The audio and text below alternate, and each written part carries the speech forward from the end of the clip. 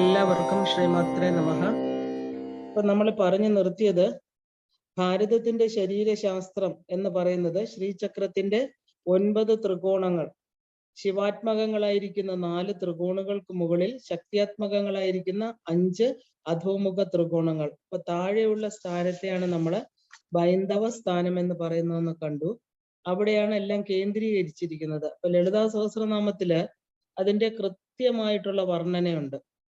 ആചാര്യ ഗുരുപരമ്പരയിൽ നിന്ന് ഉപദേശം നേടി കൃത്യമായിട്ട് അത് പഠിക്കുകയാണെങ്കിൽ നമ്മൾ അറിയും ഈ സ്ഥാനത്തിന്റെ പേര് സുധാ സിന്ധു എന്നാണെന്ന്. അപ്പൊ ഏതാണ്ട് 43 ത്രികോണ മധ്യത്തില് ഉത്തമമായിരിക്കുന്ന ബിന്ദുസ്ഥാനം, ഇതാണ് ഉള്ളിലിരിക്കുന്ന ദേവിയുടെ മന്ദിരം. അവിടെ എത്താൻ മൂലാധാരത്തിലെ കുണ്ടലിനി ശക്തിയെ, അതായത് കരുവിനെ ദംശിച്ച് മുഖം കൊണ്ട് അതിന്റെ വാല് മറച്ച് ചുരുണ്ട് കിടക്കുന്ന ബ്രഹ്മരന്ധ്രത്തെ ആശ്രയിച്ചാണ്. കാരണം ഈ ബ്രഹ്മരന്ധ്രത്തിലെയാണ് ശിവൻ ഇരിക്കുന്നത്, മൂലാധാരത്തിലാണ് ശക്തി ഇരിക്കുന്നത്. ഇത് രണ്ടും തമ്മിൽ അഭേദ്യമായിട്ടുള്ള കണക്ഷൻ ഉണ്ട്. അപ്പോൾ നമ്മള് സാധകൻ ഇത് കണ്ട് അറിഞ്ഞ് അനുഭവിച്ചറിയണം. കാരണം സാധകൻ യോഗസ്ഥനാകുമ്പോൾ മാത്രമേ നമുക്കിത് അറിയാൻ പറ്റുള്ളൂ. യോഗം എന്ന് പറഞ്ഞാൽ ശിവശക്തി ഐക്യം. അപ്പൊ സാധകൻ എന്ത് ചെയ്യണം? ഇപ്പൊ യോഗാവസ്ഥയിൽ ഇരിക്കണമെന്ന് പെട്ടെന്ന് ആഗ്രഹമുള്ള ഉപാസകരല്ലാത്തവര് വായുവിനെ നിയന്ത്രിച്ച് സ്വാധിഷ്ഠാനം വരെ കുണ്ടലിനിയെ ഉണർത്തി ഈ അഗ്നി അഥവാ കുണ്ടലിനി, അതിന് അഗ്നി കുണ്ടലിനി എന്നാ പറയുന്നത്, അവിടെ നിന്ന് ബ്രഹ്മഗ്രന്ഥി, വിഷ്ണു ഗ്രന്ഥി, രുദ്രഗ്രന്ഥികളെ ഭേദിച്ച് സഹസ്രാരത്തിൽ 6 ആധാരങ്ങളെയും ഭേദിച്ച് സദാശിവനോട് മോദിക്കുക എന്നാണ് പരമോ ഉത്കൃഷ്ടമായിട്ടുള്ള പദവി. അപ്പൊ അത് കഴിഞ്ഞ് വേണം നമ്മള്, സാധാരണ പറയാറുണ്ട്, ഇത് അറിഞ്ഞതിന് ശേഷം മാത്രമേ ബ്രഹ്മചാരി ഈ ഒരു ഗാർഹസ്ഥ്യം സ്വീകരിക്കാൻ പാടുള്ളൂ. പണ്ട് ഉപാസനാ മാർഗങ്ങളില് ബ്രഹ്മചര്യം എന്ന് പറയുന്നത് ആദ്യത്തെ പഠനകാലമാണ്. ഇത് അറിഞ്ഞതിന് ശേഷമാണ് ഒരാള് ഗൃഹസ്ഥാശ്രമിയാവുന്നതെന്ന് ശാസ്ത്രം പറയാറുണ്ട്.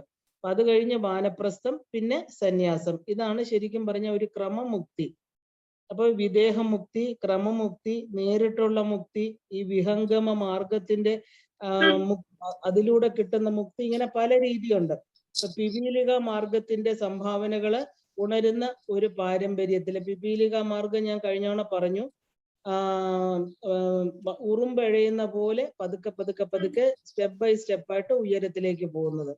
അപ്പൊ അതിന്റെ സംഭാവനകൾ ഉണരുന്ന ഒരു പാരമ്പര്യത്തില് ദീക്ഷാക്രമത്തിലൂടെ മാത്രമാണ്, ശരിക്കും പറഞ്ഞ ഈ ഒരു ദീക്ഷ ഇല്ലാതെ ശ്രീവിദ്യാ സമ്പ്രദായത്തിൽ നമുക്ക് പ്രവേശിക്കാൻ പറ്റില്ല. അപ്പൊ ഇങ്ങനെ മാത്രമാണ് നമുക്ക് ഈ ഒരു അനുഭവം ഉണ്ടാകുന്നത്. അപ്പൊ ബാഹ്യമായിട്ട് ചെയ്യുന്ന ആചാരക്രമങ്ങളൊക്കെ എന്തിനാണ്? സമഷ്ടിക്കാണ്, വ്യഷ്ടിക്കല്ല. വ്യഷ്ടി എന്ന് പറയുമ്പോൾ നമ്മുടെ ശരീര അന്തർഗതമായിരിക്കുന്ന ചൈതന്യത്തിന്. അപ്പൊ ലൗകിക സാധനകൾക്ക് മനുഷ്യന്റെ ശ്രമമോ ഈശ്വര അനുഗ്രഹമോ ഒന്നും വേണ്ട. അപ്പൊ ഈ ജന്മം എന്ന് പറയുന്നത് പൂർവ്വജന്മത്തിന്റെ ഒരു കണ്ടിന്യൂവേഷൻ ആണെന്ന് നമുക്ക് മനസ്സിലാക്കാം. കർമ്മഫലമായിട്ടുള്ളതേ നമുക്ക് ലഭിക്കുള്ളൂ. അതിന് ആരും കാരണക്കാരല്ല. കാരണം നമ്മൾ ചെയ്യുന്ന കർമ്മങ്ങള് നമ്മൾ പൂർവ്വജന്മത്തിൽ ഉപാസിച്ചിട്ടുണ്ടെങ്കിൽ മാത്രമേ ഈ ഉയർന്ന ശ്രീവിദ്യ ഉപാസന നമുക്ക് സ്വീകരിക്കാൻ സാധ്യമുള്ളൂ. അപ്പോ നമ്മൾ ദൈവത്തെ കുറ്റപ്പെടുത്തണ്ട.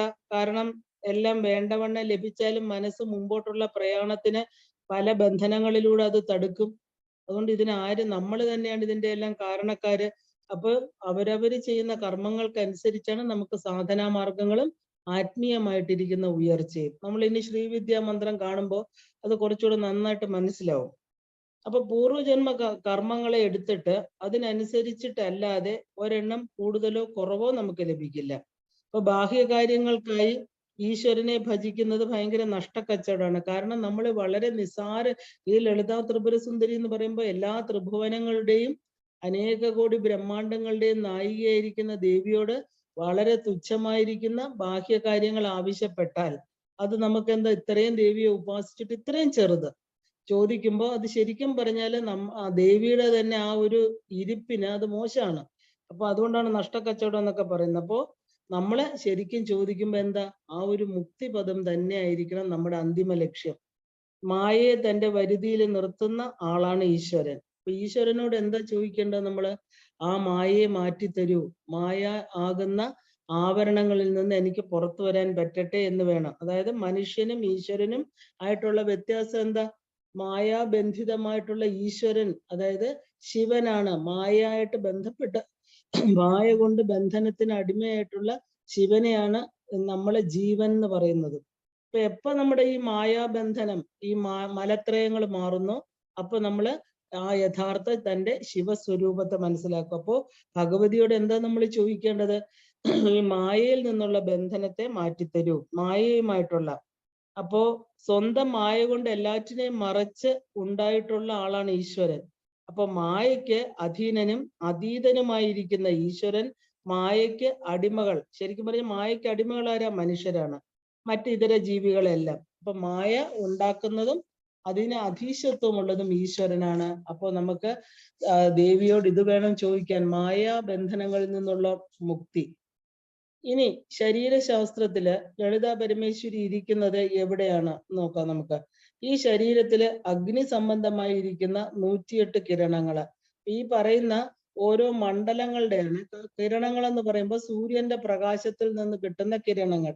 അപ്പൊ നമുക്ക് അനേക കോടി ദേവതകൾ നമ്മുടെ ശരീരത്തിൽ തന്നെയാണ് ഇരിക്കണമെന്ന് നമ്മൾ കണ്ടു. ശരീരശാസ്ത്രത്തില് ലളിതാ പരമേശ്വരി ഇരിക്കുന്ന ഈ ശരീരത്തില് നമ്മളിപ്പോ ഇത് ഒരു ശ്രീവിദ്യ ഉപാസകന്റെ സങ്കല്പമാണ്, സാധാരണ ഒരു വ്യക്തിയുടെ അല്ല.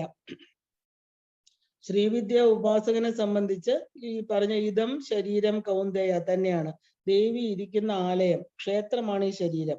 അപ്പൊ ഈ ശരീരത്തില് അഗ്നി സംബന്ധമായിട്ടിരിക്കുന്ന 108 കിരണങ്ങള്, സൂര്യ സംബന്ധമായിരിക്കുന്ന 136 കിരണങ്ങള്, സോമ സംബന്ധമായിരിക്കുന്ന 116 കിരണങ്ങള് ചേർന്നിട്ടാണ് ഈ ശരീരം ഉണ്ടായിരിക്കുന്നത്.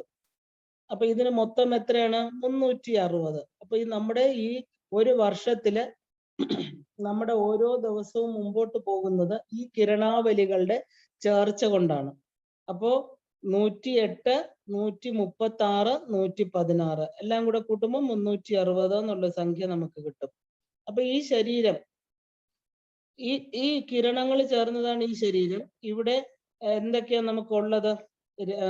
ത്വക്ക്, രസം, രക്തം, മാംസം, അസ്ഥി, 5 ശാക്തേയമായിരിക്കുന്ന ധാതുക്കള്, പിന്നെ മജ്ജ, ശുക്രം, പ്രാണൻ, ജീവൻ തുടങ്ങിയിട്ടുള്ള 4 ശൈവ ധാതുക്കള്. അപ്പൊ ഈ ശിവചക്രങ്ങള്, ശക്തി ചക്രങ്ങൾ എന്ന് നമ്മൾ ശ്രീവിദ്യയിൽ പറയുന്ന ശ്രീചക്രത്തിന്റെ 9 ചക്രങ്ങൾ എന്തൊക്കെയാണ്? അത് വളരെ എന്താ പറയാ, നമ്മൾ ഇനി ദേവിയുടെ നാമങ്ങൾ പറയുമ്പോൾ ദേവിയുടെ തത്വസ്വരൂപം പറയുമ്പോൾ ഇതെല്ലാം വരുന്നുണ്ട്. ഇത് വളരെ വ്യക്തമായിട്ട് മനസ്സിലാക്കുക. കാരണം ശരീരത്തിലെ 5 ശക്തി ത്രികോണങ്ങള്. അപ്പോ അതിന്റെ ബേസ് എന്താണെന്ന് ചോദിച്ചു കഴിഞ്ഞാൽ ത്വക്ക്, രസം, രക്തം, മാംസം, അസ്ഥി. അപ്പൊ ഇതിനെയാണ് ശാക്തേയ ധാതുക്കൾ എന്ന് പറഞ്ഞത്. ഏതൊരു കുട്ടി ഗർഭപാത്രത്തിലിരുന്ന് 9 മാസം കൊണ്ട് അച്ഛന്റെയും അമ്മയുടെയും എന്താ പറയാ രക്തശുക്ല അണുക്കൾ സംയോജിച്ച് എങ്ങനെയാണോ ഒരു പൂർണ്ണമായിരിക്കുന്ന കുഞ്ഞ് വരുന്നത്. അപ്പൊ അമ്മയുടെ സംഭാവന എന്തൊക്കെയാണെന്ന് ചോദിച്ചാൽ 5 കാര്യങ്ങളാണ്. കുട്ടിക്കുള്ള ആ തൊലി, രസം, രക്തം, മാംസം, അസ്ഥി ഇതെല്ലാം അമ്മയുടെ പാരമ്പര്യം അനുസരിച്ചും, അച്ഛൻ കൊടുക്കുന്നത് മജ്ജ, ശുക്രം, പ്രാണൻ, ജീവൻ, 4 ശൈവ ധാതുക്കൾ. അപ്പൊ ഇവ ചേർന്ന ധാതുമയമാണ് ഈ ശരീരം. ഇത് ഇത്രയും ഡീറ്റെയിൽ ആയിട്ട് ഇവിടെ പഠിക്കാൻ കാരണം നമ്മളെ ശരീരശാസ്ത്രമായിട്ട് ബന്ധപ്പെട്ടിട്ടാണ് ലളിതാ ത്രിപുര സുന്ദരിയുടെ തത്വാധിഷ്ഠിതമായിട്ട് തത്വമയി, തത്വം അർത്ഥസ്വരൂപിണി 36 തത്വങ്ങളുടെ അർത്ഥം അമ്മ എങ്ങനെയാണ് നമുക്ക് കാണിച്ചു തരുന്നത് ഈ ശരീരശാസ്ത്രത്തിലൂടെ എന്നാണ് നമ്മൾ പഠിക്കാൻ പോകുന്നത്. അപ്പൊ അതുകൊണ്ടാണ് ഇതിനെ നമ്മൾ ഡീറ്റെയിൽ ആയിട്ട് കാണുന്നത്. അപ്പൊ 4 ശിവചക്രങ്ങളും 5 ശക്തി ചക്രങ്ങളും ചേർന്ന ദേഹം. അപ്പൊ ആ ദേഹത്തെ നമ്മൾ ദേവി മന്ദിരം എന്നാണ് പറയുന്നത്. പരിശുദ്ധമായിരിക്കുന്ന ദേവിയുടെ മന്ദിരമാണ് ഈ ശരീരം. അപ്പൊ ഇവിടെ പുരുഷനും സ്ത്രീയും ഒരുമിച്ചായിരിക്കുന്നത്, സെപ്പറേറ്റ് അല്ല. അപ്പൊ നമുക്ക് അർദ്ധനാരീശ്വര സങ്കല്പമാണ് നമ്മുടെ പൈതൃകമെന്ന് നമുക്കറിയാം. ഭാരതത്തിലെ ശിവശക്തി ഐക്യം, രണ്ടുപേരും ഒരു ശരീരത്തിൽ തന്നെയാണ് ഇരിക്കുന്നത്. അപ്പൊ പലതിലും സ്ത്രീക്കാണ് ആധിപത്യം ഉള്ളത്. അപ്പൊ ശക്തി ധാതുക്കൾ എന്തൊക്കെയാണ്? ത്വക്ക്, രസം, മാംസം, മേധസ്, അസ്ഥി. മജ്ജ, ശുക്രം, പ്രാണൻ, ജീവൻ ശിവധാതുക്കളാണ്. അപ്പോ നവധാതു അഹം ദേഹോ നവയോനി സമുദ്ഭവ. ഈ പിണ്ടാണ്ടം എന്നാണ്? നവധാതുക്കൾ ഉണ്ടാക്കിയ അഹം എന്ന് പറയുന്ന ദേഹോ നവയോനി സമുദ്ഭവ. 9 യോനി ചക്രങ്ങളിലൂടെ ഈ ശരീരം ഉണ്ടായിരിക്കുന്നു. ഈ പിണ്ടാണ്ടം എന്ന് പറയുന്നത് നവയോനിയും നവധാതുക്കളും ചേർന്നതാണ്. അപ്പൊ 10ാമതൊരു സത്യമുണ്ട്, നമുക്ക് അറിഞ്ഞുകൂടാത്ത. 10ാമത്തെ യോനി എന്ന് പറയുന്ന ആധാരമായിട്ടിരിക്കുന്ന ആരാണ്? സാക്ഷാൽ ലളിതാ പരമേശ്വരി, ലളിതാംബിക.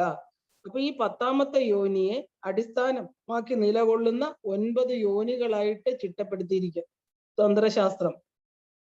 ഈ തന്ത്രശാസ്ത്രത്തിലെ ശ്രീവിദ്യ ഉപാസന എന്തിലാ നിലനിൽക്കുന്നത്? ഈ 9 തലങ്ങളില് 9 യോനി ചക്രങ്ങളിലായിട്ടാണ് ഈ ഒരു ശ്രീവിദ്യ നിലനിൽക്കുന്നത്. ആഗമങ്ങൾ പറയണു, എങ്ങനെയാണോ ബ്രഹ്മാണ്ടം, അതിൽ നിന്ന് ഈ പിണ്ടാണ്ടം ഉത്പത്തിയായത്, അതുപോലെ പ്രപഞ്ചത്തിലെ പഞ്ചഭൂത തത്വങ്ങളെല്ലാം തന്നെ ശക്തി സംബന്ധമായതും മായ, ശുദ്ധവിദ്യ, മഹേശ്വരൻ, സദാശിവൻ ഇവയെല്ലാം തന്നെ ശൈവങ്ങളുമാണെന്ന് പറയുന്നു. അപ്പൊ നമ്മള് ശരീരത്തിൽ വരുമ്പം നമ്മുടെ 9, അതേസമയം പ്രകൃതിയിൽ വരുമ്പോ എന്താ? പ്രകൃതിയാണല്ലോ ലളിത ത്രിപുര സുന്ദരിയുടെ പ്രത്യക്ഷ ഭാവം പ്രകൃതിയായിട്ടിരിക്കുന്നതാണ് അല്ലെ. അപ്പൊ അതില് ഈ ശ്രീചക്രത്തിൽ എന്താ വരുന്ന? പ്രകൃതിയായിരിക്കുന്ന ശ്രീചക്രത്തില് മായ, ശുദ്ധവിദ്യ, മഹേശ്വരൻ, സദാശിവൻ ഇവയെല്ലാം ശൈവങ്ങള്. അതുകൊണ്ടാണ് ആയുർവേദത്തിലെ ശാക്തേയ സംബന്ധമായിരിക്കുന്ന അസുഖങ്ങൾക്ക് ബാഹ്യമായിരിക്കുന്ന പ്രകൃതിയിൽ നിന്ന് തന്നെ മരുന്നെടുത്ത് ആയുർവേദത്തിന് ഉണ്ടാക്കുന്നത്. നമുക്കറിയാം, വലിയ ഔഷധികൾ, അതിൽ നിന്നാണ് നമ്മൾ ആയുർവേദ മരുന്നുകളെല്ലാം ഉണ്ടാക്കുന്നത്. എന്താണെന്ന് ചോദിച്ചാല് ബ്രഹ്മാണ്ടവും പിണ്ടാണ്ടവും നോക്കി വേണം ചികിത്സിക്കാൻ. കാരണം ഇത് രണ്ടും തമ്മിലുള്ള പാരസ്പര്യം നമുക്കറിയാം. സൂര്യ, സോമ, അഗ്നി മണ്ഡലങ്ങള് ശരീരത്തിലും പ്രപഞ്ചത്തിലും ഉണ്ട്. എല്ലാം ഈ 3 അവസ്ഥാത്രയങ്ങള്, ജാഗ്രത, സ്വപ്ന, സുഷുപ്തി, ഇവ പറഞ്ഞ പോലെ 9 ചക്രങ്ങള് പ്രപഞ്ചമാകുന്ന ശ്രീചക്രത്തിനുമുണ്ട്, ശരീരമാകുന്ന ശ്രീചക്രത്തിനുണ്ട്. അതുകൊണ്ട് ഈ പാരസ്പര്യം, ബാഹ്യവും അന്തരവും തമ്മിലുള്ള പാരസ്പര്യം നോക്കിയിട്ടാണ് പ്രപഞ്ചത്തിൽ വരുന്ന മാറ്റങ്ങൾ, അവിടെ ഉണ്ടാകുന്ന ചെടികൾ പറിച്ച് മരുന്നുണ്ടാക്കിയിട്ടാണ് പണ്ട് ആയുർവേദം ശരീരശാസ്ത്രത്തിന്റെ, ശരീരത്തിൽ വരുന്ന രോഗങ്ങൾക്ക് മരുന്നായിട്ട് കൊടുത്തിരുന്നത്. അപ്പോ നമ്മുടെ അതുകൊണ്ടാണ് ഈ പറഞ്ഞ ശരീരത്തെ നോക്കി, പ്രപഞ്ചവുമായിട്ടുള്ള പാരസ്പര്യം നോക്കിയിട്ടാണ് വൈദ്യന്മാർ മരുന്ന് നിശ്ചയിക്കുന്നത്. അപ്പോ ഈ പറയുന്ന പ്രധാനപ്പെട്ട ധാതുക്കള്, ഈ വാത, പിത്ത, കഫങ്ങൾ എന്ന് പറയുന്ന ത്രിദോഷങ്ങൾക്കെല്ലാം, വരുന്ന രോഗങ്ങൾക്കെല്ലാം കാരണം എന്താ? ഈ പറയുന്ന 3 മണ്ഡലങ്ങളിലെ സൂര്യ, സോമാഗ്നി മണ്ഡലങ്ങളിലെ വ്യതിയാനങ്ങളാണ്. അപ്പോ ഈ ബ്രഹ്മാണ്ടത്തിലെ ഔഷധികൾ എടുക്കുമ്പോൾ പിണ്ടാണ്ടത്തിൽ ഏതിനാണ് വൈകല്യം എന്ന് തിരിച്ചറിയണം. വാതദോഷമാണോ, പിത്തദോഷമാണോ, കഫപ്രകൃതിയാണോ, എന്താണെന്ന് കണ്ടിട്ടാണ് ആ മരുന്നുകൾ എടുക്കുന്നത്. അപ്പോൾ ഏത് രോഗം നിർണയിക്കുമ്പോഴും അവർ ഇത് 3ഉം നോക്കും. കാരണം ബ്രഹ്മാണ്ട പിണ്ടാണ്ടങ്ങളെയാണ് ബന്ധിപ്പിക്കുന്ന ഈ പറയുന്ന സോമ, സൂര്യ, അഗ്നികളാണ്. അപ്പൊ അഗ്നികണ്ഡത്തിലെ വൈകല്യങ്ങള് എല്ലാം രോഗങ്ങളായിട്ട് തീരുന്ന പണ്ടേ ഒരു ഇതുണ്ട്. അഗ്നിമണ്ഡലം എന്ന് പറയുന്നത് നമുക്കറിയാം, മൂലാധാരം മുതൽ അനാഹതം വരെ ഇരിക്കുന്നത്. അപ്പൊ അവിടെ വരുന്ന പല വൈകല്യങ്ങൾക്കും പെട്ടെന്ന് അത് രോഗങ്ങളായിട്ട് തീരും. അപ്പൊ അഗ്നിയുടെ ആധാരമായിരിക്കുന്ന ദേവതയെ അറിയണം. അപ്പൊ ദേവത എന്ന് പറഞ്ഞാല് എന്താണ് അർത്ഥം? ദേവത എന്ന് പറഞ്ഞാൽ നമ്മൾ നാമരൂപങ്ങളോടുകൂടി സാരിയൊക്കെ കൊടുത്ത ഒരു ദേവി, അങ്ങനെയല്ല. അതിനെക്കുറിച്ചുള്ള അറിവെന്നാണ് അർത്ഥം, അതിന്റെ ഒരു ഇന്റലിജൻസ്. അപ്പൊ മന്ത്രമൂർത്തി, അതിനെയാണ് നമ്മൾ മന്ത്രമൂർത്തി എന്ന് പറയുന്നത്. മന്ത്രമൂർത്തിയും ക്രിയാമൂർത്തിയും ഒരുമിക്കുന്ന പ്രവൃത്തി നന്നായി ചെയ്യാൻ സാധിക്കുള്ളൂ. അപ്പൊ ഈ അഗ്നിമണ്ഡലത്തിന്റെ ദേവത എന്താണ്, അപ്പൊ ക്രിയാമൂർത്തി എന്താണ്? അപ്പൊ അത് രണ്ടും കൂടി ഒരു പാരസ്പര്യം വരുമ്പോൾ ആ മരുന്ന് നന്നായിട്ട് ഫലിക്കും. അപ്പൊ ആ ഒരു ക്രിയ നന്നായിട്ട് ചെയ്യാൻ പറ്റും. അപ്പൊ സൂര്യൻ, ചന്ദ്രൻ, അഗ്നി ഇവയിലെ ഈ കറുപ്പ് എന്ന് പറയുന്നത് അന്നമാണ്. അപ്പൊ സൂര്യൻ, ചന്ദ്രൻ, അഗ്നിയിലെ വെളുപ്പ് ജലമാണ്. സൂര്യൻ, ചന്ദ്രൻ, അഗ്നിയിലെ ചുവപ്പ് അഗ്നിയാണ്. ഇതാണ് വേദരഹസ്യം. എന്താണ് വേദരഹസ്യം? ഈ 3 ഖണ്ഡങ്ങളെ ആണ് ഇത് കാണിക്കുന്നത്. അപ്പൊ അതിലെ കറുപ്പ് നിറം, ഈ 3 മണ്ഡലങ്ങളിലെയും കറുപ്പ് നിറം അന്നമാണ്, വെളുപ്പ് നിറം ജലമാണ്, ചുവപ്പ് നിറം അഗ്നിയാണ്. അപ്പൊ ഈ പഞ്ചഭൂതങ്ങളിലെ 3 തത്വങ്ങളാണ് ഇവിടെ വന്നിരിക്കുന്നത്. ഈ വേദരഹസ്യം വെച്ചിട്ടാണ് അവര് ചികിത്സ നിശ്ചയിക്കുന്നത്. ഇപ്പൊ ബ്രഹ്മാണ്ട പിണ്ടാണ്ട പാരസ്പര്യമാണ് പ്രപഞ്ചം. എല്ലാം ശിവശക്തിയാത്മകമാണ്, ശിവശക്തിമയമാണ്. അപ്പൊ ശിവശക്തിയാത്മകം വിധി ജഗദേക ചരാചരം. അപ്പൊ ശിവശക്തിയാത്മകമല്ലാതെ ഈ പ്രപഞ്ചത്തില് ഒന്നുമില്ല. ഇവിടുത്തെ ചരാചരങ്ങളെല്ലാം തന്നെ ഈ ശിവനും ശക്തിയും ചേർന്നിരിക്കുന്നത്. അപ്പൊ ആ ചരാചരമായിട്ട് എന്തുണ്ടോ അതെല്ലാം 2 എണ്ണത്തിന്റെ ചേർച്ചയാണ്. കാരണം ഇപ്പൊ നെഗറ്റീവ് പോസിറ്റീവ് എന്ന് പറയും പോലെ എല്ലായിടത്തും രണ്ടെണ്ണം ചേർന്നിരിക്കുന്നതായിട്ട് കാണാം. അപ്പോ എന്താ പറയുക, കാശ്മീർ ശൈവതന്ത്രം, അതായത് കാശ്മീർ ശൈവതന്ത്രത്തിൽ നമ്മൾ ശ്രീവിദ്യ ഉപാസനയെ കുറിച്ച് ഇനി പഠിക്കുന്നുണ്ട്. അപ്പൊ ഈ കാശ്മീർ ശൈവതന്ത്രത്തിലും ശ്രീബുദ്ധന്റെ മഹായാന പ്രസ്ഥാനത്തിലും എല്ലാം തന്നെ ഈ രണ്ടെണ്ണത്തിന്റെ പാരസ്പര്യം നമുക്ക് കാണാം. ഏതൊക്കെയാണ് ഈ രണ്ടെണ്ണം എന്ന് ചോദിച്ചാല് ശിവനും ശക്തിയും.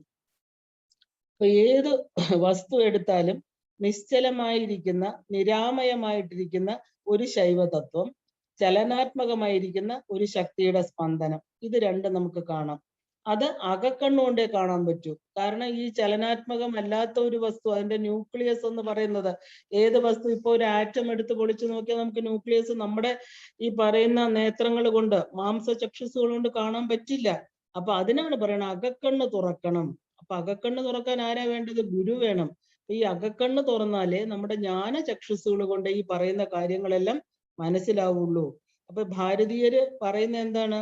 ഇതെല്ലാം ഈ പറയുന്ന നിശ്ചല തത്വവും ഈ പറയുന്ന നിരാമയമായിരിക്കുന്ന ഒരു ശൈവതത്വം, ചലനാത്മകമായിരിക്കുന്ന ഒരു ശക്തി സ്പന്ദനവും നമുക്ക് പ്രപഞ്ചത്തിൽ എല്ലാത്തിലും കാണാൻ പറ്റും.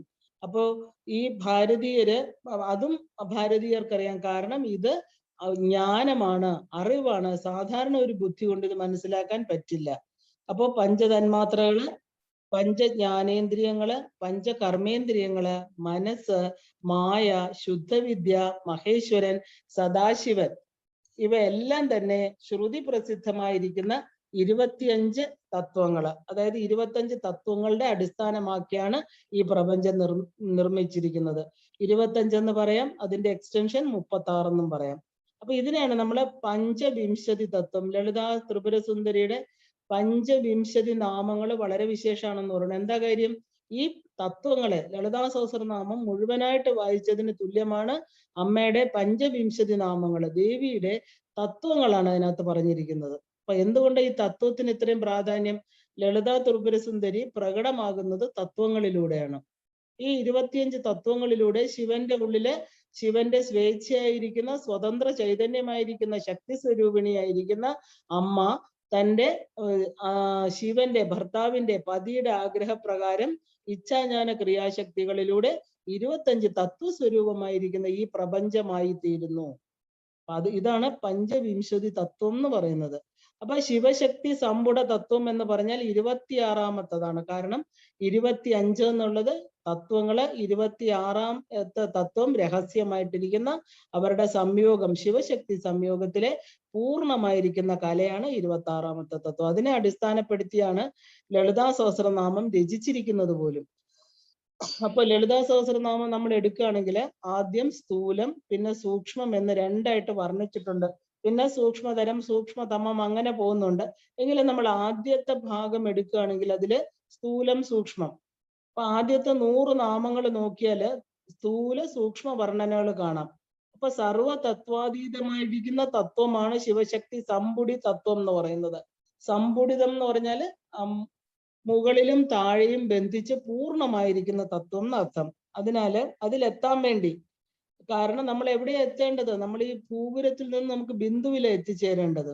അപ്പൊ അതിലെത്താൻ വേണ്ടിയിട്ട് എന്ത് ചെയ്യണം? ഈ പ്രപഞ്ച ഉൽപ്പത്തി, ഇപ്പൊ ഗൗഡപാദർ ആണ് ഈ പറഞ്ഞ സുഭഗോദയം എന്ന് പറയുന്ന ആദ്യത്തെ ബുക്കിനകത്ത്, ശങ്കരന്റെ ഗുരുവാണ് ഗൗഡപാദർ, ഈ പറഞ്ഞ എന്താ പറയാ ശക്തിയെ വേർപെട്ടാൽ പരമേശ്വരൻ ഒന്നും ചെയ്യാനില്ല എന്നൊക്കെ പറഞ്ഞത്.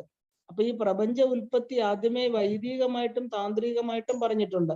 കാരണം പ്രപഞ്ച ഉൽപ്പത്തിയിലൂടെയാണ് ലളിതാ ത്രിപുര സുന്ദരി ഉരുത്തിരിഞ്ഞ് അമ്മയുടെ പ്രകൃതി സ്വരൂപം നമ്മൾ പ്രകൃതി വികൃതിയായിട്ട് തീരുന്നതൊക്കെ നമ്മൾ കാണുന്നത്. അപ്പോ ശക്തിയെ വേർപെട്ടാല് പരമേശ്വരന് ഒന്നും ചെയ്യാനില്ല.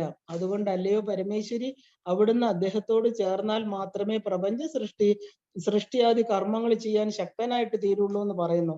അപ്പൊ ഇതിനെ അടിസ്ഥാനപ്പെടുത്തി സൃഷ്ടിക്രമത്തിലും സംഹാരക്രമത്തിലും 2 ശരീരശാസ്ത്ര വർണ്ണനകളാണ് ഉള്ളത്. ഒന്ന് നമുക്ക് നോക്കാം, സൃഷ്ടിക്രമം, സംഹാരക്രമം. എല്ലാം നമ്മളിപ്പോ ഒരു 3 ഡയമെൻഷണൽ ശ്രീചക്രം വെച്ച് മേരു ഭാഗത്ത് നിന്ന് ബിന്ദുവിന്റെ അവിടെ നിന്ന് നോക്കുകയാണെങ്കിൽ ആ ഒരേ ബിന്ദു, അതിൽ വ്യത്യാസം എന്താ? ഒരേ ബിന്ദുവിൽ മാത്രമാണ് വ്യത്യാസം വരുന്നത്. കാരണം ഈ സുഭഗോദയം എന്ന് പറയുന്ന ബുക്ക് പ്രകാരം സംഹാരക്രമമാണ്. ബിന്ദു ത്രികോണ വസുകോണ ദശാരയുഗ്മം മന്വശ്രം നാഗദള സംയുത ഷോഡശാരം വൃത്തത്രയം ച ധരണി സദനത്രയം ച ശ്രീചക്രമേവ മുദിതം ലളിതാംബികായ. ഇതാണ് സംഹാരക്രമത്തിലുള്ള വർണ്ണന. അപ്പൊ എവിടെ നിന്നാണ് നമ്മൾ തുടങ്ങിയിരിക്കുന്നത്? ബിന്ദുവിൽ നിന്നാണ് തുടങ്ങിയിരിക്കുന്നത്. അപ്പൊ ഇനി സൃഷ്ടിക്രമത്തിന്റെ വർണ്ണന എങ്ങനെയാണ്?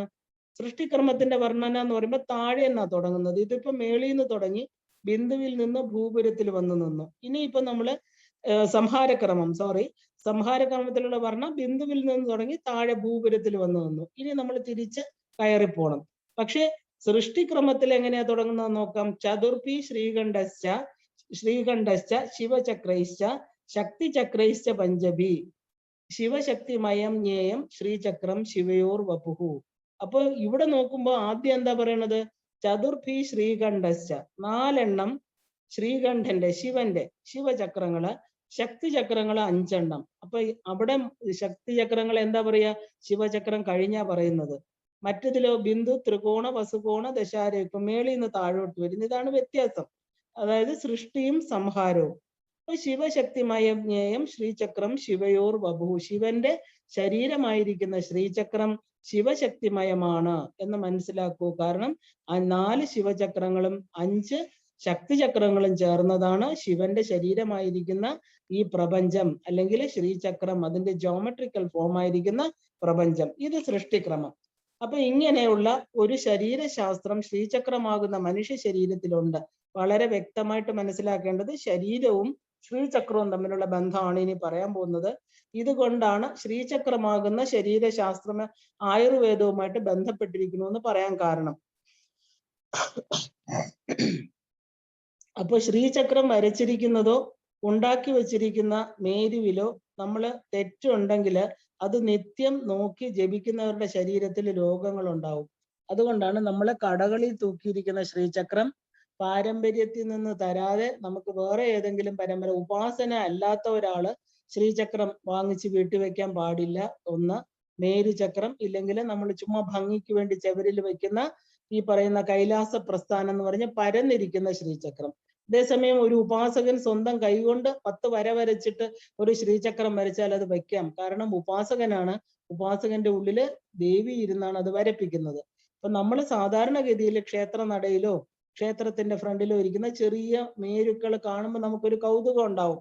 അപ്പൊ അങ്ങനെ വാങ്ങിച്ച് വീട്ടിൽ കൊണ്ടുവച്ചാൽ എന്താ അതിന്റെ പ്രശ്നം? അതില് ആ ജോമെട്രിക്കൽ രീതിയിൽ അളവുകൾ, ഇപ്പൊ എല്ലാവരും ഒരു പരമ്പര അനുസരിച്ച് ഗുരുവിന്റെ നിർദ്ദേശപ്രകാരം 41 ദിവസം വ്രതമെടുത്ത് സൂര്യ സോമാഗ്നി മണ്ഡലങ്ങളെ നല്ലവണ്ണം മനസ്സിലാക്കി അളവുകൾ നോക്കി ആദ്യത്തെ ഏത് ക്രമത്തിലാണ് ആ ഉപാസന ഇപ്പൊ കൗളമാർഗത്തിൽ തന്നെ സൃഷ്ടിക്രമം സംഹാരക്രമം ഉണ്ട്. അപ്പൊ ഇതിലെ മിശ്രമാർഗമാണോ കൗളമാണോ സമയമാണോ എന്നൊക്കെ ചിന്തിച്ച് ശ്രീചക്രം ഗുരു തീരുമാനിച്ച്, ഗുരുപരമ്പര തീരുമാനിച്ച് വ്യക്തമായിട്ടുള്ള അളവുകളോട് കൂടിയാണ് ശ്രീചക്രം ഉണ്ടാക്കുന്നത്. അതേസമയം ഇത് അറിഞ്ഞുകൂടാതെ വെറുതെ ഒരു അച്ചുണ്ടാക്കി നമ്മൾ അതിനകത്ത് വിൽപ്പനയ്ക്ക് വേണ്ടി ഉണ്ടാക്കുന്ന ശ്രീചക്രം മേടിച്ചു വെക്കാൻ പാടില്ല. കാരണം എന്ന് വെച്ചാൽ നമ്മുടെ ശരീരവും ശ്രീചക്രവുമായിട്ട് അഭേദ്യമായിട്ടുള്ള ബന്ധമുണ്ട്. അവിടെ തെറ്റായിരിക്കുന്ന ഒരു ശ്രീചക്രത്തിൽ ദിവസവും നോക്കി തൊഴുമ്പോ അതിനകത്ത് നമ്മൾ അറിയാതിരിക്കുന്ന ശക്തിയും നമ്മളുമായിട്ടൊരു ബന്ധമുണ്ട്. അത് തെറ്റായിട്ടുള്ള കണക്കുകൾ ശരീരത്തിൽ രോഗത്തിന് കാരണം. അതുകൊണ്ട് പൂജാമുറിയിൽ വെളിയിൽ നിന്ന് വയ്ക്കുന്ന മേരുക്കളോ പടങ്ങളോ ശ്രീചക്രത്തിൻ്റെതോ ഒന്നും വെക്കാൻ പാടില്ല. ഈവൻ വീട്ടിൽ പോലും വെക്കാൻ പാടില്ല. കാരണം ശ്രീചക്രം വളരെ വളരെ താന്ത്രികമായിട്ട് അതിനിഗൂഢമായിരിക്കുന്ന ശിവശക്തി സമ്മേളനമാണ്. ശരീരത്തിന് അതിൽ രോഗങ്ങൾ ഉണ്ടാക്കാം.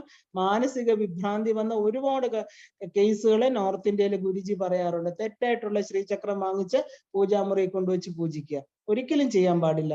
അതൊരു ഉപാസകന് തന്റെ പരമ്പര ബാഹ്യപൂജയ്ക്ക് കൊടുക്കുന്ന ഒരു സിമ്പലാണ് ശ്രീചക്രം.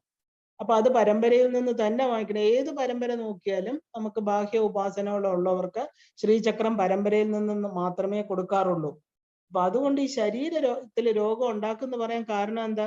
ശരീരവും ശ്രീചക്രവും, അതായത് പ്രപഞ്ചവും ശരീരവുമായിട്ടുള്ള ബന്ധം എന്നും നോക്കുമ്പോൾ നമ്മൾ ഏത് കാര്യം തന്നെ തെറ്റായിട്ടുള്ള ഒരു കാര്യം എന്നും നോക്കുമ്പോൾ ഒരു നെഗറ്റീവ് ഇഫക്റ്റ് നമ്മളിൽ ഉണ്ടാവും. അതുപോലെ തന്നെയാണ് തെറ്റായിട്ടുള്ള ശ്രീചക്രം വെച്ച് പൂജിക്കുന്നതും. അതുകൊണ്ട് കാണുന്നിടത്തുനിന്ന് ഒരിക്കലും ശ്രീചക്രം മാത്രം വാങ്ങിച്ച് പടങ്ങൾ വെക്കാം. പക്ഷെ ശ്രീചക്രത്തിന്റെ പടം, മേരുക്കള്, ചെറിയ ഗ്ലാസ് മേരു, പിന്നെ സ്ഫടിക ശ്രീചക്രങ്ങൾ, അങ്ങനെയൊക്കെ ചുമ്മാ ഒരു തമാശക്ക് മേശപ്പുറത്ത് വാങ്ങിച്ചു വെക്കുക. വെറുതെ നമ്മുടെ വ്യാപാര സ്ഥലങ്ങളിൽ വെക്കുക. ആ വ്യാപാര സ്ഥലങ്ങളിലൊക്കെ ഫ്ലാറ്റ് ആയിരിക്കുന്ന മേരു മാത്രമേ വെക്കാൻ പാടുള്ളൂ. 3 ഡയമെൻഷണൽ മേരു വെക്കാൻ പാടില്ല. അതാണ് മേരു പ്രസ്ഥാനം എന്ന് അതിന് പറയുന്നത്. അത് ഗൃഹസ്ഥാശ്രമികൾക്ക് വീട്ടിൽ വെച്ച് പൂജിക്കേണ്ടതാണ്. അപ്പൊ അതുകൊണ്ട് എന്തുകൊണ്ടാണ് ഇത് പറയുന്നതെന്ന് പറഞ്ഞാല് ഈ ശ്രീചക്രവും മനുഷ്യ ശരീരവുമായിരിക്കുന്ന താതാത്മ്യം കൊണ്ടാണ്. അപ്പൊ ശ്രീചക്രത്തിന് മൂർത്തിയുമായിട്ട് താതാത്മ്യം ഉണ്ടാകും. ശ്രീചക്രത്തിന്റെ മൂർത്തി ആരാണ്? ഈ പ്രപഞ്ചത്തിൽ ശ്രീചക്രത്തിന്റെ മൂർത്തി ഒറ്റ ഒരാളേ ഉള്ളൂ, ലളിത മഹാത്രിപുര സുന്ദരി. അപ്പോൾ ശ്രീചക്രത്തിന് മൂർത്തിയുമായിട്ട് എപ്പോഴും ഒരു താതാത്മ്യം ഉണ്ടാകും. കാരണം യന്ത്രം, മന്ത്രം, മന്ത്രദേവത. അപ്പോൾ ലളിത ത്രിപുര സുന്ദരി ദേവത, ശ്രീചക്രം യന്ത്രം, അതിന്റെ മന്ത്രമാണ് ശ്രീവിദ്യ മന്ത്രം.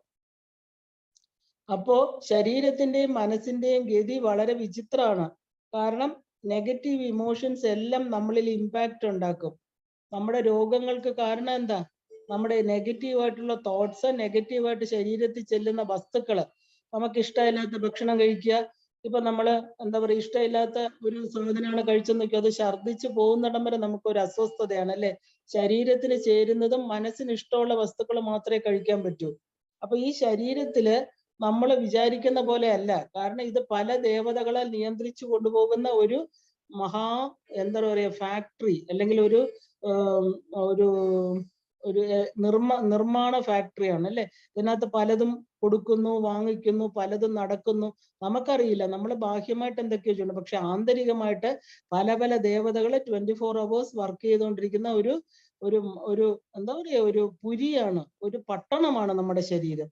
അപ്പൊ ഇവിടെ നെഗറ്റീവായിട്ടുള്ള തോട്ട്സ്, നെഗറ്റീവായിട്ടുള്ള സാധനങ്ങളൊക്കെ ഉള്ളിൽ ചെല്ലുമ്പോൾ ശരീരത്തില് വളരെയധികം മാറ്റം. അതുകൊണ്ടാണ് നമ്മൾ ഭക്ഷണം, ശ്രീവിദ്യ ഉപാസകന്റെ ഭക്ഷണം വളരെ ശ്രദ്ധിച്ചു കഴിക്കണം. നമ്മൾ ഉപാസകരല്ലാത്തവരുടെ അടുത്ത് അവർ ഏത് മനസ്സോടുകൂടിയാണോ നമുക്ക് ഭക്ഷണം തരുന്നത്, അതിനനുസരിച്ചിരിക്കും നമ്മുടെ ശരീരത്തിൽ ഉണ്ടാകുന്ന മാറ്റങ്ങൾ. ഇപ്പൊ നെഗറ്റീവായിട്ട്, ഇപ്പൊ നമുക്ക് തന്ത്രശാസ്ത്രത്തിൽ തന്നെ നെഗറ്റീവ് ഒരുപാട് കാര്യങ്ങളുണ്ട്. ഈ ആഭിചാരം എന്നൊക്കെ പറയുന്ന പോലെ നെഗറ്റീവ് ഫോഴ്സസിനെ പൂജിക്കുന്നവര് അങ്ങനെ തന്നു കഴിഞ്ഞാൽ, ഈ ശ്രീചക്ര സ്വരൂപമായിട്ട് ശരീരത്തിൽ ദേവിയെ പൂജിക്കുന്നവർക്ക് വളരെ പെട്ടെന്ന് അസുഖങ്ങൾ ഉണ്ടായിട്ട് അവർക്ക് പല പല രോഗങ്ങൾ, ത്വക്ക് രോഗങ്ങള്, ശരീരത്തിൽ ദഹനമില്ലായ്മ, അങ്ങനെയൊക്കെ ഉണ്ടാവാം. അപ്പോ അതുകൊണ്ടാണ് പറയുന്നത് ശരീരത്തിന്റെയും മനസ്സിന്റെയും ഗതി വളരെ വിചിത്രമാണെന്ന്. അപ്പോ നെഗറ്റീവ് ഇമോഷൻസ് പോസിറ്റീവ് ഇമോഷൻസിന് ഒരുപാട് ഇമ്പാക്ട് നമ്മുടെ ശരീരത്തിലുണ്ട്. അപ്പൊ ഈ എൻസൈംസിനെ, നമ്മുടെ നെഗറ്റീവ് ഇമോഷൻസ് നമ്മുടെ എൻസൈംസിനെ ഒരുപാട് പ്രവഹിപ്പിക്കും. 1965 ഇന്ത്യയിലെ ക്യാൻസർ ഇത്രയും ഇല്ല. ഒരു ക്യാൻസറിന്റെ പഠനം സ്വാമിജി പറയുകയുണ്ടായി. എന്നാൽ അമേരിക്കയിൽ 35 ലക്ഷം പേര് ക്യാൻസർ വന്ന് മരിക്കുന്ന ഒരു സമയമായിരുന്നു എന്ന് ഈ പറഞ്ഞ അന്നത്തെ പ്രസിഡന്റ് ആയിരുന്ന നിക്സൺ പാർലമെന്റിൽ അവതരിപ്പിച്ചു. അവിടെ ഒരുപാട് ക്യാൻസർ രോഗികള് മാംസഭക്ഷണം അധികം വർദ്ധിക്കുന്നു, 35 ലക്ഷം പേരാണ് ക്യാൻസർ വന്ന് മരിക്കുന്നത്. അതേസമയം നമ്മുടെ ഇന്ത്യയില് വളരെയധികം ക്യാൻസർ രോഗികൾ കുറവായിരുന്നു. സത്യസന്ധമായിട്ടുള്ള ഒരു കണക്കായിരുന്നു ഇത്. അന്ന് മുതല് ഈ പറഞ്ഞ പോലെ സിനിമാ തിയേറ്ററുകളില് എന്താ പറയാ, നായകനും നായികയൊക്കെ ക്യാൻസർ വന്ന് മരിക്കുന്ന സിനിമകള്, മനസ്സിൽ ഒരുപാട് ഇമോഷൻസ് ഉണ്ടാക്കുന്ന സിനിമകൾ, ഇതൊക്കെ കാരണം ഇമോഷണൽ ഫീലിങ്സ് നമ്മുടെ ശരീരത്തില് മാറ്റം ഉണ്ടാകുന്ന കാണിക്കാൻ വേണ്ടിയാണ് സ്വാമിജി ഇത് പറഞ്ഞത്. അപ്പോൾ മലയാളികൾക്ക് അന്ന് മുതല് അവർക്ക് പണം ഉണ്ടാക്കാൻ വേണ്ടി ഇമോഷൻസിന്, ഒരാളുടെ, നമ്മൾ സിനിമ കാണുന്ന എന്തിനാ, സന്തോഷിക്കാനാണ് അല്ലെ, മനസ്സ് സന്തോഷമായിട്ടിരിക്കാൻ, അതിൽ നിന്നൊരു സന്ദേശം ഉൾക്കൊണ്ട് നല്ല രീതിയിൽ പോകാനൊക്കെയാണ് സാധാരണ ഒരു ഗുണപാഠത്തോടു കൂടിയ സിനിമ, ഫാമിലി സ്റ്റോറീസ് ആയിരുന്നു പണ്ട് വന്നുകൊണ്ടിരുന്നത്. പക്ഷെ ഒരു തലത്തില് മലയാളികൾക്ക് എന്താ പറയാ, ക്യാൻസറിനെ ബേസ് ചെയ്ത് ഒരുപാട് സിനിമകള്, രോഗങ്ങള്, അതിനെ വലിച്ചു നീട്ടി അവർ ഇഞ്ചിഞ്ചായിട്ട് മരിക്കുന്നത്, മലയാളികൾ തിയേറ്ററിൽ ചെന്ന് കരഞ്ഞ് എന്താ പറയുക, സിനിമ എടുക്കുന്നവർക്ക് സാമ്പത്തിക നേട്ടം ഉണ്ടാക്കി കൊടുത്തുകൊണ്ടിരുന്നു. ഇപ്പൊ ഭാരതീയ ആചാര്യന്മാരിൽ അഗ്രഗണ്യനായിരിക്കുന്ന ഭരതമുനി, നാട്യശാസ്ത്രത്തിന്റെ ആചാര്യനാണ് ഭരതമുനി. നിഷ്കർഷിച്ചിരുന്നത് എന്താ, ഒരു പണ്ടത്തെ ഈ നാട്യശാസ്ത്രം എന്ന് പറയുന്ന ഒരു ശാസ്ത്രം തന്നെയാണ്, അഥർവവേദത്തിലെ ഒരു ശാസ്ത്രമാണ്. കാരണം മനുഷ്യരുടെ ഇമോഷൻസിനെ ചൂഷണം ചെയ്യാൻ പാടില്ല. അദ്ദേഹത്തിന്റെ നാട്യശാസ്ത്രത്തിൽ വളരെ നിഷ്കർഷയായിട്ട് പറഞ്ഞിരിക്കുന്ന ഒരു കാര്യം എന്താ, സ്റ്റേജിൽ കുളം കാണിക്കരുത്, ഭയപ്പെടുത്തരുത്. ഈ പറഞ്ഞ ഭയം ഹോർമോൺസിനെ ശരീരത്തിൽ ഉണ്ടാകും. പ്രേത പിശാചുക്കളുടെ ബേസ് ചെയ്തിട്ടുള്ള സിനിമകൾ ഉണ്ടാക്കരുത്. ഹൊറർ മൂവീസ്, അത് അഡ്രിനാലിൻ കൂട്ടും ശരീരത്തില്. അതുകൊണ്ട് ഇങ്ങനെയുള്ള എന്താ പറയാ, നാട്യശാസ്ത്രത്തിൽ പോലും, ഒരു ഡാൻസ് പെർഫോമൻസിൽ പോലും നവരസങ്ങളില് ഭയത്തെ ഉണ്ടാക്കുന്ന കാര്യങ്ങൾ ചെയ്യരുത്. കാരണം എന്താ, അത് കാണാൻ ചെന്നിരിക്കുന്നവരുടെ ഉള്ളില് കണ്ടുകൊണ്ടിരിക്കുമ്പം അതേ ഫീലിംഗ്, നമ്മൾ ഈ പരിസര ബോധം മറന്ന് നല്ല ഒരു കലയിൽ ലയിച്ചിരിക്കുമ്പോൾ നമ്മുടെ മനസ്സും ശരീരവും എല്ലാം അതുമായിട്ട് താതാത്മ്യം പ്രാപിക്കും. അപ്പൊ നമ്മുടെ ശരീരത്തിൽ സന്തോഷമാണെങ്കിൽ സന്തോഷത്തിൻ്റെതായിട്ടുള്ള ഒരു ഇതുണ്ടാകും. അപ്പൊ മനസ്സിന്റെ അടിത്തട്ടിൽ കിടക്കുന്ന അകാരണ ഭയം രോഗങ്ങൾ ഉണ്ടാക്കും എന്നാണ് പറയുന്നത്. അപ്പൊ ഈ നമ്മുടെ ഭാരതീയ പൈതൃകത്തില് നമ്മുടെ ഋഷിമുനിമാര് ഒരാളുടെ ഇമോഷൻസിന് വരെ അന്ന് തൊട്ടേ പ്രാധാന്യം കൊടുത്തിരുന്നു എന്നർത്ഥം. കാരണം ഇന്ന് മനസ്സ് എന്ന് പറയുന്ന ഒരു പ്രഹേളിക, അതൊരു പാരഡോക്സ് ആരും ഇതുവരെ കണ്ടുപിടിച്ചിട്ടില്ല. ആ മനസ്സിൽ നിന്നാണ് എല്ലാം തുടങ്ങുന്നത്. അപ്പൊ ഈ അന്ധകരണങ്ങൾ എന്ന് പറയുന്ന മനസ്സ്, ബുദ്ധി, അഹങ്കാരം, ഈ അഹങ്കാരം എന്ന് പറയുന്നത് പ്രകൃതിയാലേ നമുക്ക് കിട്ടുന്നത്. ബാക്കി മൂന്നെണ്ണം നമ്മള് എന്താ പറയാ, നമ്മളെ അതിനെ എന്താ ടീം ചെയ്തെടുക്കുക, നമ്മളെ ഇണക്കിയെടുക്കണം. മനസ്സിനെ നല്ല രീതിയിൽ വേണം ചാനലൈസ് ചെയ്ത് കൊണ്ടുപോകാൻ. അപ്പൊ ഈ അകാരണമായിരിക്കുന്ന ഭയം, നമ്മള് പണത്തിന് വേണ്ടിയിട്ട് ഇന്നത്തെ കൊച്ചു കുട്ടികൾ പോലും ഗർഭിണികൾ പോലും കാണുന്ന എന്താ, അതിഭീകരമായിരിക്കുന്ന ഹൊറർ മൂവീസ്. അപ്പൊ അവരുടെ ശരീരത്തെ ജനിക്കുമ്പോൾ തൊട്ടേ കുട്ടികൾക്ക് ഭയം, സെൽഫ് കോൺഫിഡൻസ് ഇല്ലായ്മ, ഇങ്ങനെയുള്ള കാരണങ്ങളാണ്. ഇങ്ങനെയുള്ള രോഗങ്ങൾക്ക് അടിമയാണ് അവര്. 8 വയസ്സ് 10 വയസ്സിലൊക്കെ ഡിപ്രഷൻ കുട്ടികൾക്ക്. അപ്പൊ എന്താ, ഈ നമ്മുടെ പൈതൃകത്തിൽ നിന്ന് ഒരുപാട് വ്യതിചലിച്ചതിന്റെ ഫലമാണ്. അപ്പൊ മനസ്സിന്റെ അടിത്തറ എന്ന് പറയുന്നത് അകാരണമായിട്ടുള്ള പല ഭയങ്ങളുണ്ട്. കാരണം നമ്മൾ അനേക ജന്മത്തിലൂടെ യാത്ര ചെയ്ത ഒരു ജീവനാണ് നമ്മുടെ ഉള്ളിലിരിക്കുന്നത്. ഇത് പുതിയതല്ല, ഫ്രഷ് അല്ല. അതുകൊണ്ട് ആ പുരാണൻ എന്ന് പറയുന്നത്, ജീവാത്മാവിന് പുരാണൻ എന്ന് പറയാൻ കാരണം എന്താ, അനേക ജന്മങ്ങളില് പിപീലികയായിട്ടും മനുഷ്യനായിട്ടും എന്താ പറയാ, പക്ഷി മൃഗാദികളായിട്ട് ജന്തുക്കളായിട്ടൊക്കെ ജനിച്ച് അതിൻ്റെതായിട്ടുള്ള ഭയങ്ങൾ, ഒരു ജീവിയായിട്ടിരിക്കുമ്പോൾ, ഒരു മാനായിട്ട് ജനിക്കുമ്പോൾ സിംഹത്തിൽ നിന്നുള്ള ഭയം, അവിടെ സർവൈവൽ ഓഫ് ദ ഫിറ്റസ്റ്റ് ആണ് ഒരു വനത്തില്, അല്ലെ? ഒരു മീനായിരിക്കുമ്പം വലയിട്ട് പിടിക്കുക, അല്ലെങ്കിൽ ജലത്തില് അതിൻ്റെതായിട്ടുള്ള ഇൻസെക്യൂരിറ്റീസ്. അപ്പൊ ഏത് ജന്മത്തിലും എന്താ പറയാ, ഒരു ഇൻസെക്യൂരിറ്റി, പ്രപഞ്ചം എന്ന് പറയുന്നത് എപ്പോഴും ഒരു ഇൻസെക്യൂരിറ്റി ഉണ്ട്. അതിനെയാണ് ഭയം എന്ന് പറയുന്നത്. അതിൻ്റെതായിട്ടുള്ള കുറച്ച് അംശങ്ങള് നമ്മുടെ ജീവാത്മാവിലുണ്ടാവും. അതുപോലെ മനുഷ്യനായിട്ട് ജനിക്കുമ്പോഴും. അപ്പൊ ഇങ്ങനെയുള്ള കാര്യങ്ങൾ നമ്മളെ എന്തിനാണ് ഇവർ ചൂഷണം ചെയ്യുന്നത്? ഈ ദൃശ്യകാവ്യങ്ങളിലൂടെ നമ്മുടെ ഉപബോധ മനസ്സിൽ നമ്മൾ ഒളിപ്പിച്ചു വച്ചിരിക്കുന്ന നമ്മുടെ പല വികാരങ്ങളെയാണ് അവർ ചൂഷണം ചെയ്യുന്നത്. ഒന്ന് ഭയമായിട്ട്, ഒന്ന് രോഗങ്ങളായിട്ട്. ഒരു സിനിമ മുഴുവനും ക്യാൻസർ ടെസ്റ്റ് ചെയ്യുക, അത് കഴിഞ്ഞ് അച്ഛനമ്മമാര് കരയുക, കുഞ്ഞുങ്ങൾ കരയുക, ട്രീറ്റ്മെന്റിന് കൊണ്ടുപോകുക, അങ്ങനെ ഇഞ്ചിഞ്ചായിട്ട് മരിക്കുക. ആ സിനിമ കണ്ടിറങ്ങിയാലും എത്ര സമയം നമ്മുടെ ഉള്ളിൽ ആ ദുഃഖം മായാതെ നിൽക്കും, ആലോചിച്ച് നോക്കൂ. അതുകൊണ്ടാണ് ഭരതമുനി നാട്യശാസ്ത്രത്തിൽ പറഞ്ഞത്, കാണികളുടെ ദുഃഖം ഉണ്ടാക്കുന്നതൊന്നും കാണിക്കാൻ പാടില്ല. എന്ത് കറക്റ്റ് ആയിട്ടായിരുന്നു അവരൊക്കെ പറഞ്ഞിരുന്നത്. അപ്പൊ അതുപോലെ സ്റ്റേജിൽ ഗുസ്തി പോലെയുള്ളത് കാണിക്കാൻ പാടില്ല. കാരണം എന്താ, അന്ന് അതൊന്നും ആസ്വദിക്കാൻ പറ്റിയ ഒരു കലയല്ലായിരുന്നു. ഇന്ന് ഗുസ്തിക്കായിട്ടൊരു ചാനൽ തന്നെ ഉണ്ട്. 2 പേര് ചുമ്മാ വന്ന് അങ്ങോട്ടും ഇങ്ങോട്ടും മനുഷ്യര് തമ്മിലുള്ള ഗുസ്തി, അതിന് കുറെ പേരെ കൈയടിക്കാന്, അതൊക്കെ എന്താ, ഇന്നൊരു വലിയ സ്പോട്ട്, ഒരു എന്താ പറയാ, ഒരു കളിയായിട്ട് എടുത്തിരിക്കുകയാണ്. കാരണം അതിനൊക്കെ കാണാൻ ഒരുപാട് ആൾക്കാരുണ്ട്. അന്ന് അങ്ങനെ അല്ലായിരുന്നു. അപ്പോ ഇതിന് ഈ ഒരു പ്രതിയോഗിയെ എങ്ങനെ കീഴ്പ്പെടുത്തണം, അതിന്റെ ടെക്നിക്സ് എന്തൊക്കെയാണ്? അപ്പൊ കാണുന്നവന്റെ ശരീരത്തിലും നമ്മൾ അതുമായിട്ട് അത്രയും താതാത്മ്യം, അത്രയും ഇൻട്രസ്റ്റ് ഉള്ളവരിരുന്ന് കാണുമ്പോൾ അവന്റെ ആ കണ്ടുകൊണ്ടിരിക്കുന്ന ആളിന്റെ ശരീരത്തിൽ മാറ്റങ്ങൾ ഉണ്ടാകും. പല ഹോർമോൺസ് ചുമ്മാതെ ഇരുന്ന് കാണുന്നവരിലും ഉണ്ടാവും. നല്ല കാര്യമുണ്ടോ? ആലോചിച്ച് നോക്കൂ. ആവശ്യമില്ലാത്ത ഹൊറർ മൂവീസ് കാണുക, ഇല്ലാത്ത പ്രേതങ്ങളെ, പിശാചുക്കളെ. ഇപ്പൊ ഒരു പ്രേത സിനിമ കണ്ടുവന്നിരിക്കും, നമുക്ക് രാത്രി എങ്ങനെയാ സ്വസ്ഥമായിട്ട് ഉറങ്ങുക? കാരണം പല ഇല്യൂഷൻസും നമ്മുടെ മനസ്സിൽ അടിച്ചേൽപ്പിക്കുക. കാരണം ഇങ്ങനെ വരാം, അങ്ങനെ വരാം, പല പഴുതുകളുണ്ട്. മരിച്ചു കഴിഞ്ഞാൽ ഇങ്ങനെ അലഞ്ഞു നടക്കുന്ന ജീവാത്മാക്കളെ കാണിക്കുക. ഗോസ്റ്റ് എന്നുള്ളത് വെറും ഒരു പോസ്റ്റ് ആയിരിക്കും, പക്ഷെ രാത്രി അതിനെ ഗോസ്റ്റ് ആക്കി കാണിക്കുക. ഇങ്ങനെയുള്ള മനസ്സിന്റെ കൊച്ചുകുട്ടികളിൽ നിന്ന് ഏറ്റവും കുട്ടികൾക്ക് ഇഷ്ടം ഹൊറർ മൂവീസ് ആണ്. പിന്നെ എന്താ, ഹൊറർ മൂവീസ് പോലെ തന്നെ ഇന്ന് ഏറ്റവും വലുതാണ് നമ്മൾ എങ്ങനെയാണ് ഒരാളെ വധിക്കാം, സ്ലോ പോയിസണിങ്ങിലൂടെ എങ്ങനെ കൊല്ലാം, ഒരാളെ എങ്ങനെ വഞ്ചിക്കാം. നല്ല കുടുംബപരമായിട്ട്, ആധ്യാത്മികമായിട്ട് നല്ല ഒരു മെസ്സേജ് ഉള്ള സ്റ്റോറി അല്ല ഇന്ന്. അതായത് എല്ലാവരും പരസ്പരം വഞ്ചിക്കുക, തട്ടിക്കുക, പണം ഉണ്ടാക്കുക, അവരുടെ മനസ്സിനെ ചൂഷണം ചെയ്യുക, നമ്മുടെ കൂടെ നിൽക്കുന്നവര് നമ്മളെ വഞ്ചിക്കുക. ഒന്ന് ആലോചിച്ച് നോക്കൂ, നമുക്ക് ചിന്തിക്കാൻ പറ്റുന്ന കാര്യമാണോ? അപ്പൊ അതെങ്ങനെ ചെയ്യാം എന്ന് കാണിച്ചു കൊടുക്കുക സിനിമ. അപ്പൊ ഇത് കാണുമ്പോൾ നമ്മുടെ ഉള്ളിൽ ഒരു ഭയം ഉണ്ടാവും. അയ്യോ, ഇങ്ങനെയൊക്കെയാണോ? അപ്പൊ ഇനി ലോകത്ത് ആരെ വിശ്വസിക്കും? ഈശ്വരനെ കുറിച്ച് കാണിച്ചു കൊടുക്കുന്നില്ല, സദ്വസ്തുക്കളെ കാണിച്ചു കൊടുക്കുന്നില്ല, നല്ല കർമ്മങ്ങൾ കാണിച്ചു. എങ്ങനെ ബാക്കിയുള്ളവരെ പറ്റിക്കാം, രാത്രി ഒളിച്ച് മോഷണം ചെയ്യാം, ബാക്കിയുള്ളവരെ തറ പറ്റിക്കാം, എങ്ങനെ വ്യാജ വീഡിയോസ് ഉണ്ടാക്കി, ഇങ്ങനെ ഇന്ന് യൂട്യൂബിൽ നോക്കിക്കഴിഞ്ഞാൽ നമുക്കറിയാം മറ്റ കാര്യങ്ങൾ മനുഷ്യന്റെ ഇമോഷൻസിനെ വിറ്റ് കാശ്. അത് കഴിഞ്ഞിട്ട് അവർ അഭിനേതാക്കൾക്ക് പൈസ കിട്ടും, നമ്മൾ ആ ദുഃഖങ്ങളെല്ലാം ഏറ്റുവാങ്ങി നമ്മൾ ദുഃഖിച്ചിങ്ങനെ ഇരിക്കും. ഇന്നത്തെ കുട്ടികൾ പഠിക്കാതാവും, അവർക്ക് ഭയം ഉണ്ടാകും, ഡിപ്രഷൻ ഉണ്ടാകും. ഗർഭസ്ഥനായി കിടന്ന കുട്ടികൾക്ക്, ഉള്ളിൽ കിടക്കുന്ന കുട്ടികൾക്ക് പോലും സമാധാനം ഇല്ല തിരിച്ചു, കാരണം അമ്മ കാണുന്നത് ഇങ്ങനത്തെ സിനിമകളാണ്. അപ്പോ ഈ ഹോർമോൺ എന്ന് പറയുന്നത് നമ്മുടെ വികാരങ്ങൾക്കനുസരിച്ച് നമ്മുടെ ശരീരത്തിൽ ഉണ്ടാകുന്നതാണ്. ആ കാണുന്നവനിൽ ഉണ്ടാകും. ഒരു പ്രത്യേകിച്ച് ബാഹ്യമായിരിക്കുന്ന ക്രോധം വരുമ്പോൾ ഒരാൾ എപ്പോഴും നമ്മൾ എന്താ പറയുക, നീചമായിട്ടുള്ള സംസാരം, പെരുമാറ്റം അറിയാതെ കണ്ടുകൊണ്ടിരിക്കുന്നവന്റെ ഉള്ളിലും അതേ വികാരം ഉണ്ടായി നമ്മൾ അറിയാതെ നമ്മുടെ ശരീരം അശുദ്ധമായി കൊണ്ടിരിക്കുകയാണ്. നമ്മുടെ ആ ഒരു എന്താ പറയുക, ഒരു കലയുമായിട്ട് ആ കല കാണുന്നവനെ എങ്ങനെ കീഴ്പ്പെടുത്തണം എന്നുള്ള ചിന്തിക്കുന്ന എന്താ പറയാ, ആ ഒരു എന്നാ മാത്രമേ അത് വിജയിച്ചു എന്ന് പറയാൻ പറ്റൂ. കൂടുതൽ ആളുകൾ കൊണ്ട് കരയുക, എത്രത്തോളം കരയുന്നോ. ഇന്ന് സീരിയലുകളിലെ കണ്ണീർ സീരിയലുകൾ എന്നാ പറയുന്നത്. ഒരു സ്ത്രീ കരയാൻ മാത്രം ജീവിച്ചിരിക്കുകയാണോ, ഓരോ വിട്ടിത്തരങ്ങൾ കണ്ട് കരയുക. അപ്പൊ അത്രത്തോളം നമ്മൾ ഇന്ന് നിലവാരം താണു പോയിരിക്കുക. അവരഭിനയിച്ചു കഴിഞ്ഞാൽ ആ ഷോട്ട് കഴിഞ്ഞിട്ട് എല്ലാവരും ചിരിച്ച് സന്തോഷമായിട്ട് ബാക്കിയുള്ളവരെ കാണികളെ വിഡ്ഢിയാക്കിയത് സന്തോഷത്തിൽ അവരിയ്ക്കുന്നു, നമ്മൾ അത് കണ്ട് കരഞ്ഞുകൊണ്ടിരിക്കുന്നു. എത്ര വിഡ്ഢിത്തരാന്ന് ആലോചിച്ച് നോക്കൂ.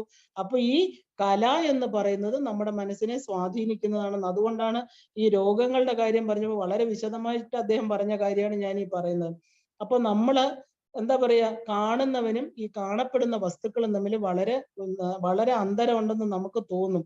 പക്ഷെ നമ്മള് നമ്മുടെ മനസ്സിനെ സ്വാധീനിക്കാൻ കുറച്ച് സമയത്തേക്കെങ്കിലും ഉണ്ട് അതിന്റെ ഇൻപ്രിൻസ് അതിന്റെ എന്താ പറയാ, ഒരുപാട് നമ്മുടെ മനസ്സില്, നമ്മൾ കാണാത്ത സൂക്ഷ്മ ശരീരത്തിലൊക്കെ അതിന്റെ പാടുകൾ ഉണ്ടാക്കും. അത് എന്തിനാ അതിന്റെ ആവശ്യം? അപ്പോ ഈ എത്ര എന്താ പറയാ, ഗുസ്തി അഭിനയിക്കുക, ഹൊറർ മൂവീസ് കാണുക, മറ്റുള്ളവരെ മർദ്ദിക്കുക, വിഷം കൊടുത്തു കൊല്ലുക, ആത്മഹത്യ ചെയ്യുക, ക്യാൻസർ മരണങ്ങള്, ഇതിൽ അഭിനയിച്ച് അന്ന്, അതായത് ആ ഒരു പലരുടെയും വികാരങ്ങളെ ചൂഷണം ചെയ്ത് ഈ രോഗത്തെ നമുക്കും വന്നോ എന്ന് തോന്നും. പിന്നെ നമുക്ക് ഭയമാണ് എപ്പോഴും, അയ്യോ ഇനി ക്യാൻസർ വരുമോ എന്നുള്ള ഭയം. എപ്പോഴെങ്കിലും വരുമോ എന്ന് ഭയം ഉണ്ടായാൽ എന്ത് ചെയ്യും? നെഗറ്റീവ് ഇമോഷൻസ് എല്ലാം തന്നെ പ്രപഞ്ചത്തിൽ നിന്ന് നെഗറ്റിവിറ്റി. പ്രപഞ്ചം എന്ന് പറയുന്നത് നെഗറ്റീവും പോസിറ്റീവും ഉള്ളതാണ്. അപ്പൊ നമ്മൾ വരുമോ 10 പ്രാവശ്യം ചോദിക്കുമ്പോൾ, കണ്ണാടി നോക്കി ചോദിക്കുമ്പോൾ യക്ഷി വരുമോ എന്ന് ചോദിക്കുമ്പോൾ യക്ഷി വരുന്ന പോലെ ഈ യക്ഷിയാണോ വരുന്നത്? നമ്മുടെ മനസ്സിന്റെ ഹാലൂസിനേഷൻ ആണ് യക്ഷിയായിട്ട് വരുന്നത്. അതൊക്കെ നമ്മുടെ മനസ്സ് തന്നെ ഉണ്ടാക്കാനുള്ള കഴിവുണ്ട്. നമ്മുടെ മനസ്സ് അനേകം ഊർജ ശക്തികളുടെ ഊർജ സ്രോതസ്സാണ്. നമുക്ക് പോസിറ്റീവായിട്ട് എന്തെല്ലാം ശക്തികൾ ഈ മനസ്സിലുണ്ട്, എന്തൊക്കെ നമുക്ക് പ്രപഞ്ചത്തിൽ നിന്ന് ഉണ്ടാക്കിയെടുക്കാം. അതിനു പകരം ഈ നെഗറ്റീവ് ഇമോഷൻസ് കൊണ്ട്, നെഗറ്റീവ് തോട്ട്സ് കൊണ്ട് നമ്മൾ നെഗറ്റിവിറ്റിയെ ആകിയത്. എനിക്ക് രോഗം വരും, രാവിലെ തുമ്മിയാൽ പറയും ഇന്ന് പനിയാണ്, ഇതെല്ലാം തന്നെ നെഗറ്റീവ്സിനെ അട്രാക്ട് ചെയ്യും. അപ്പൊ ഈ കാണുന്ന കാര്യങ്ങള്, ക്യാൻസർ മരണങ്ങളിൽ അഭിനയിക്കുന്ന നടീനടന്മാർ, അവരും ഇത് തന്നെയല്ലേ അഭിനയിക്കുക. അപ്പൊ അങ്ങനെ ചിന്തിച്ച് എന്താ പറയാ, അതൊരു ചൂഷണമാണല്ലേ ഇന്നത്തെ ജനിച്ചു വീഴുന്ന കുഞ്ഞുങ്ങൾ മുതൽ കണ്ടുകൊണ്ടിരിക്കുകയാണ്. അപ്പൊ അവരുടെ ബ്രെയിനിന്റെ വളർച്ച എങ്ങനെയിരിക്കും നമ്മൾ ആലോചിക്കേണ്ട ഒരു കാര്യമാണ്. അടുത്ത പടി, അതായത് എപ്പോഴും അടി, ഇടി, കത്തിക്കുത്ത്. ചില കൊച്ചു കുട്ടികൾക്ക് ഇടി സിനിമകൾ മാത്രമേ ഇഷ്ടമുള്ളൂ. ഒരാളെ എങ്ങനെ തറ പറ്റിക്കുക, ഒരാളെ ഇടിച്ച് ഇല്ലാതാക്കുക, ഇതൊക്കെയാണ് കണ്ടുകൊണ്ടിരിക്കുന്ന കുഞ്ഞുങ്ങള്. അപ്പൊ ഈ പാവം കാണികൾ ഇരിക്കുന്നത് പ്രത്യേകിച്ച് ഒരു സ്ക്രിപ്റ്റ് റൈറ്ററിന്റെ ബുദ്ധിയിൽ ഉദയം ചെയ്ത കഥയാണ്. അതെല്ലാരും മറന്നുപോകും. നമ്മൾ കണ്ടോണ്ടിരിക്കുമ്പോൾ ഇത് അയാളുടെ മനസ്സിലുണ്ടായ എന്താ പറയാ, വികലമായിട്ടുള്ള കാര്യങ്ങളുടെ ദൃശ്യ ആവിഷ്കരണമാണെന്നൊക്കെ നമ്മൾ മറന്നുപോകും. കാരണം നമുക്ക് അതിന്റെ ഉള്ളിൽ എവിടെയോ ഒരു ആസ്വാദനം അവിടെ കിടക്കുന്നുണ്ട് അതിനോട്. അല്ല സാത്വികമായിട്ടുള്ള സിനിമകളെ കാണുന്നുള്ളവർ അങ്ങനെ ഫാമിലി മൂവീസേ കാണാറുള്ളൂ, അല്ലാത്തത് കാണാറില്ല. അപ്പൊ സിനിമ ഉണ്ടാക്കുന്നവന്റെ സാമ്പത്തിക അഭിവൃദ്ധിക്ക് വേണ്ടിയിട്ട് നമ്മൾ രോഗികളായിട്ട് തീരുക. അപ്പൊ ശരീരത്തില് പല വികാരങ്ങൾ ഉണ്ടാക്കുന്ന ഹോർമോൺ സെക്രിയേഷൻസ് എല്ലാം തന്നെ നമ്മളെ ബാധിക്കും. ഇത് ഭരതമുനി പറഞ്ഞതാണ്, ഇതൊരു ശാസ്ത്രമാണ്.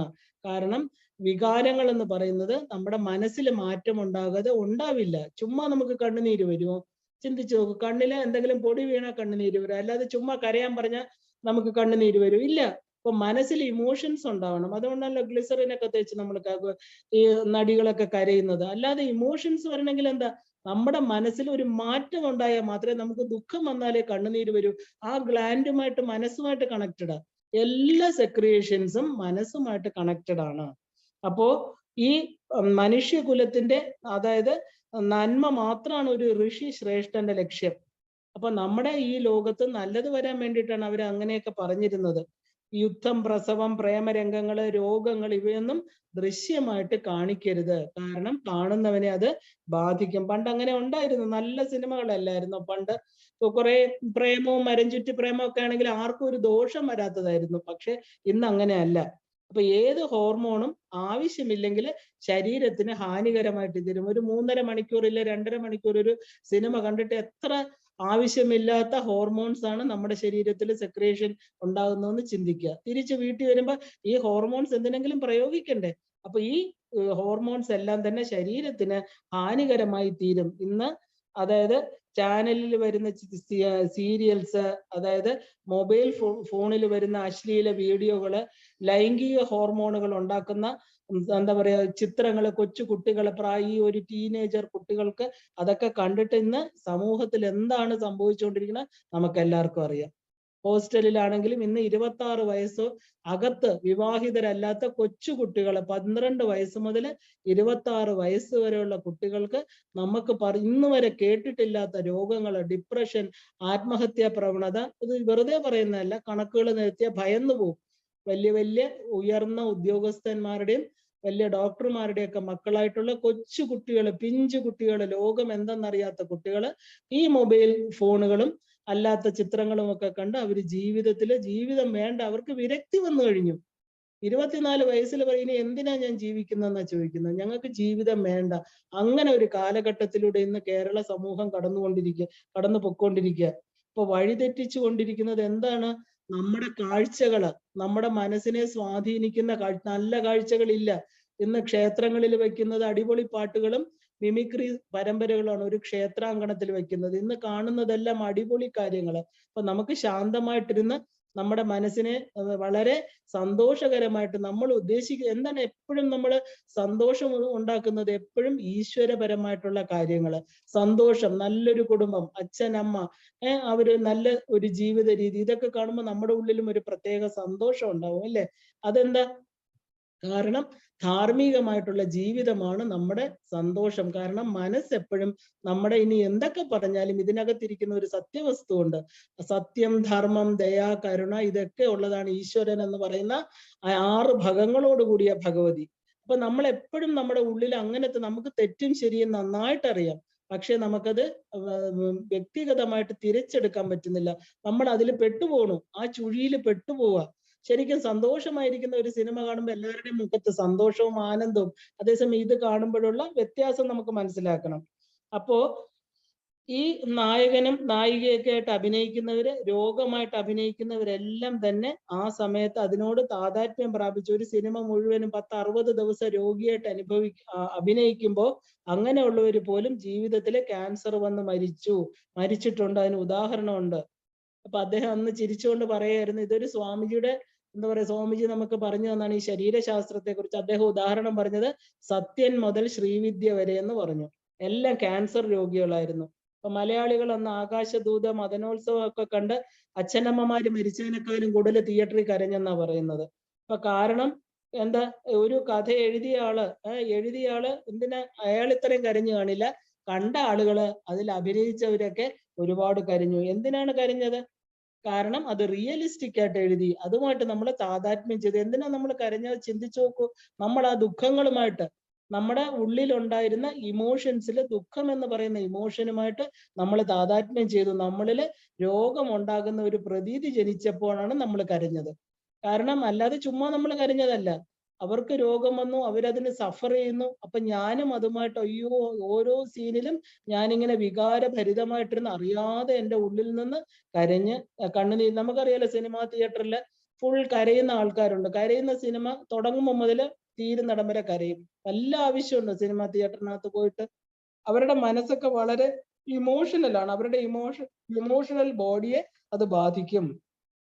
അപ്പോ ഇത് കരഞ്ഞതിന്റെ മൂല കാരണം ചിന്തിച്ചു നോക്കുകയാണെങ്കിൽ നമ്മുടെ ഉള്ളിൽ ആ പ്രതീതി, ആ ഒരു തോന്നലുണ്ടായി അല്ലെ. തോന്നലുകളിൽ നിന്നാണല്ലോ എല്ലാം, കർമ്മങ്ങളെല്ലാം വരുന്ന എന്താ, ആദ്യം മനസ്സിലാണ് അതിന്റെ വിത്ത് പാകുന്നത്.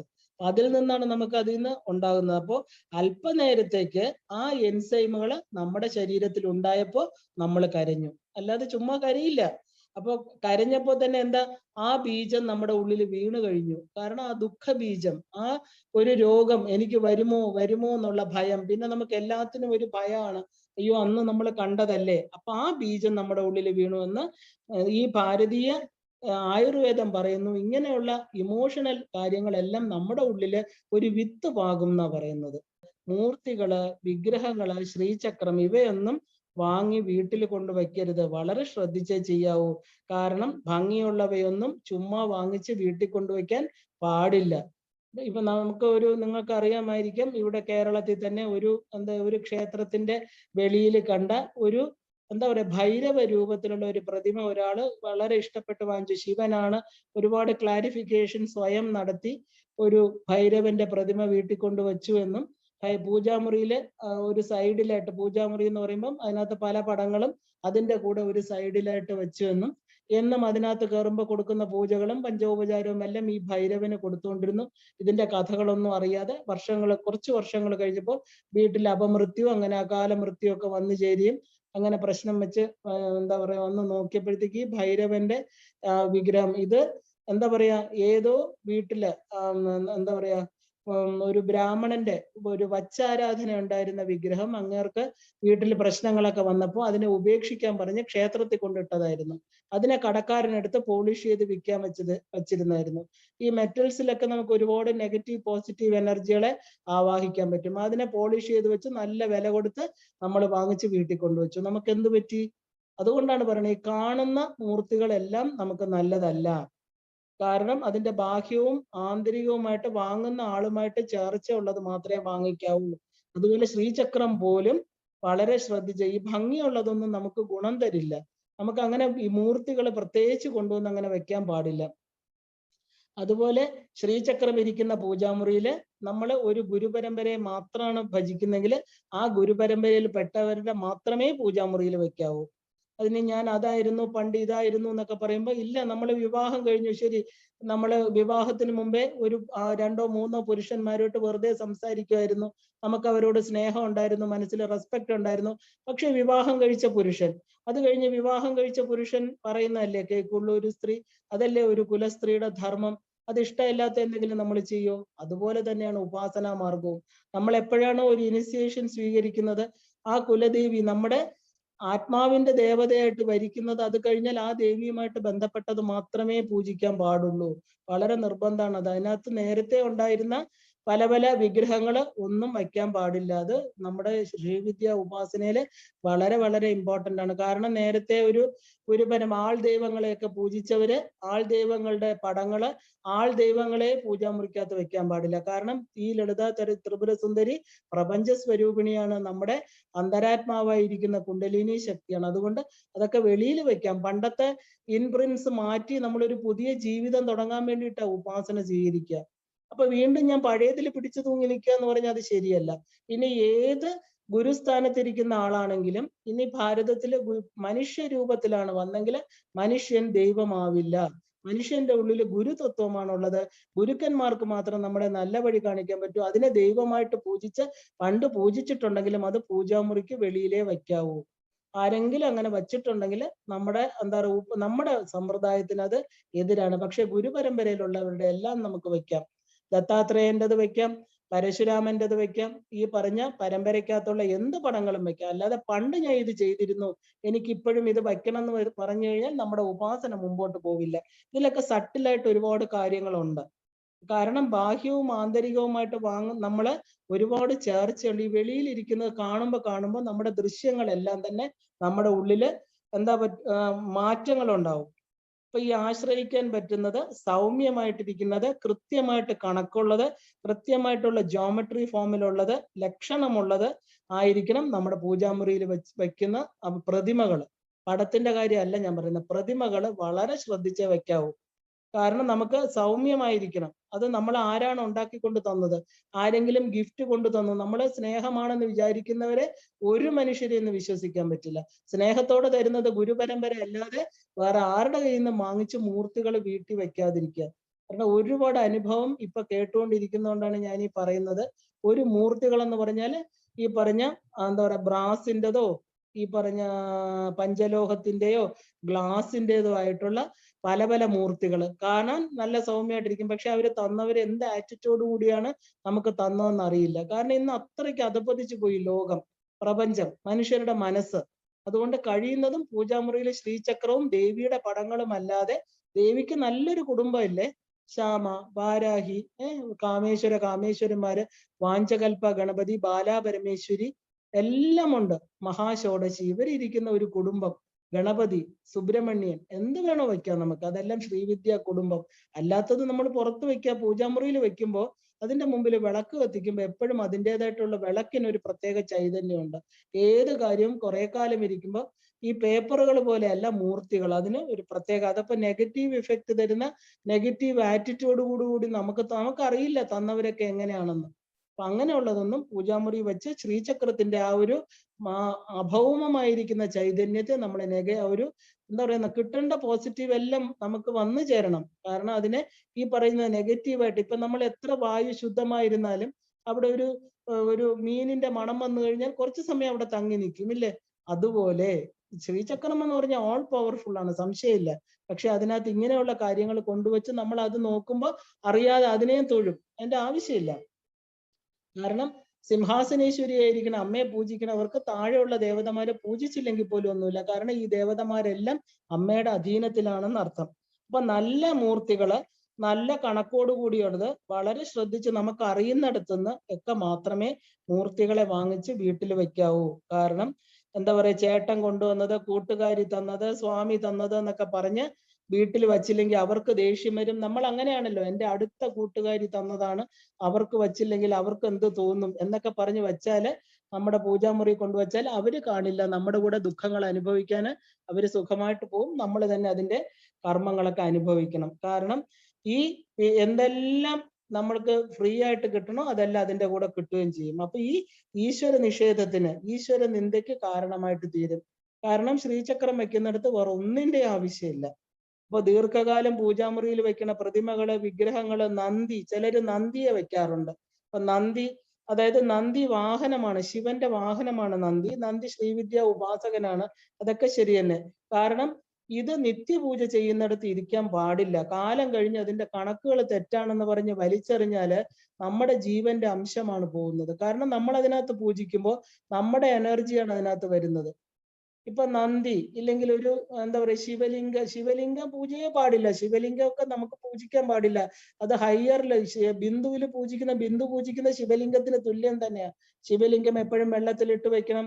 അതിനെ വർഷങ്ങൾ കൂടുമ്പോൾ ശിവരാത്രിയില് 5 പൂജകൾ കൊടുക്കണം. അതിനെ പാലിലിട്ട് വെച്ച് ശുദ്ധമാക്കണം. ഒരുപാട് കർമ്മങ്ങൾ ശിവലിംഗത്തിനുണ്ട്.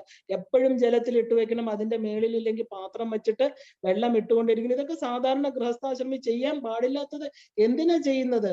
അതിൽ പുണ്യം കിട്ടില്ല എന്ന് മാത്രമല്ല, അതിൽ നിന്ന് നെഗറ്റിവിറ്റി വന്നാൽ എന്ത് ചെയ്യും?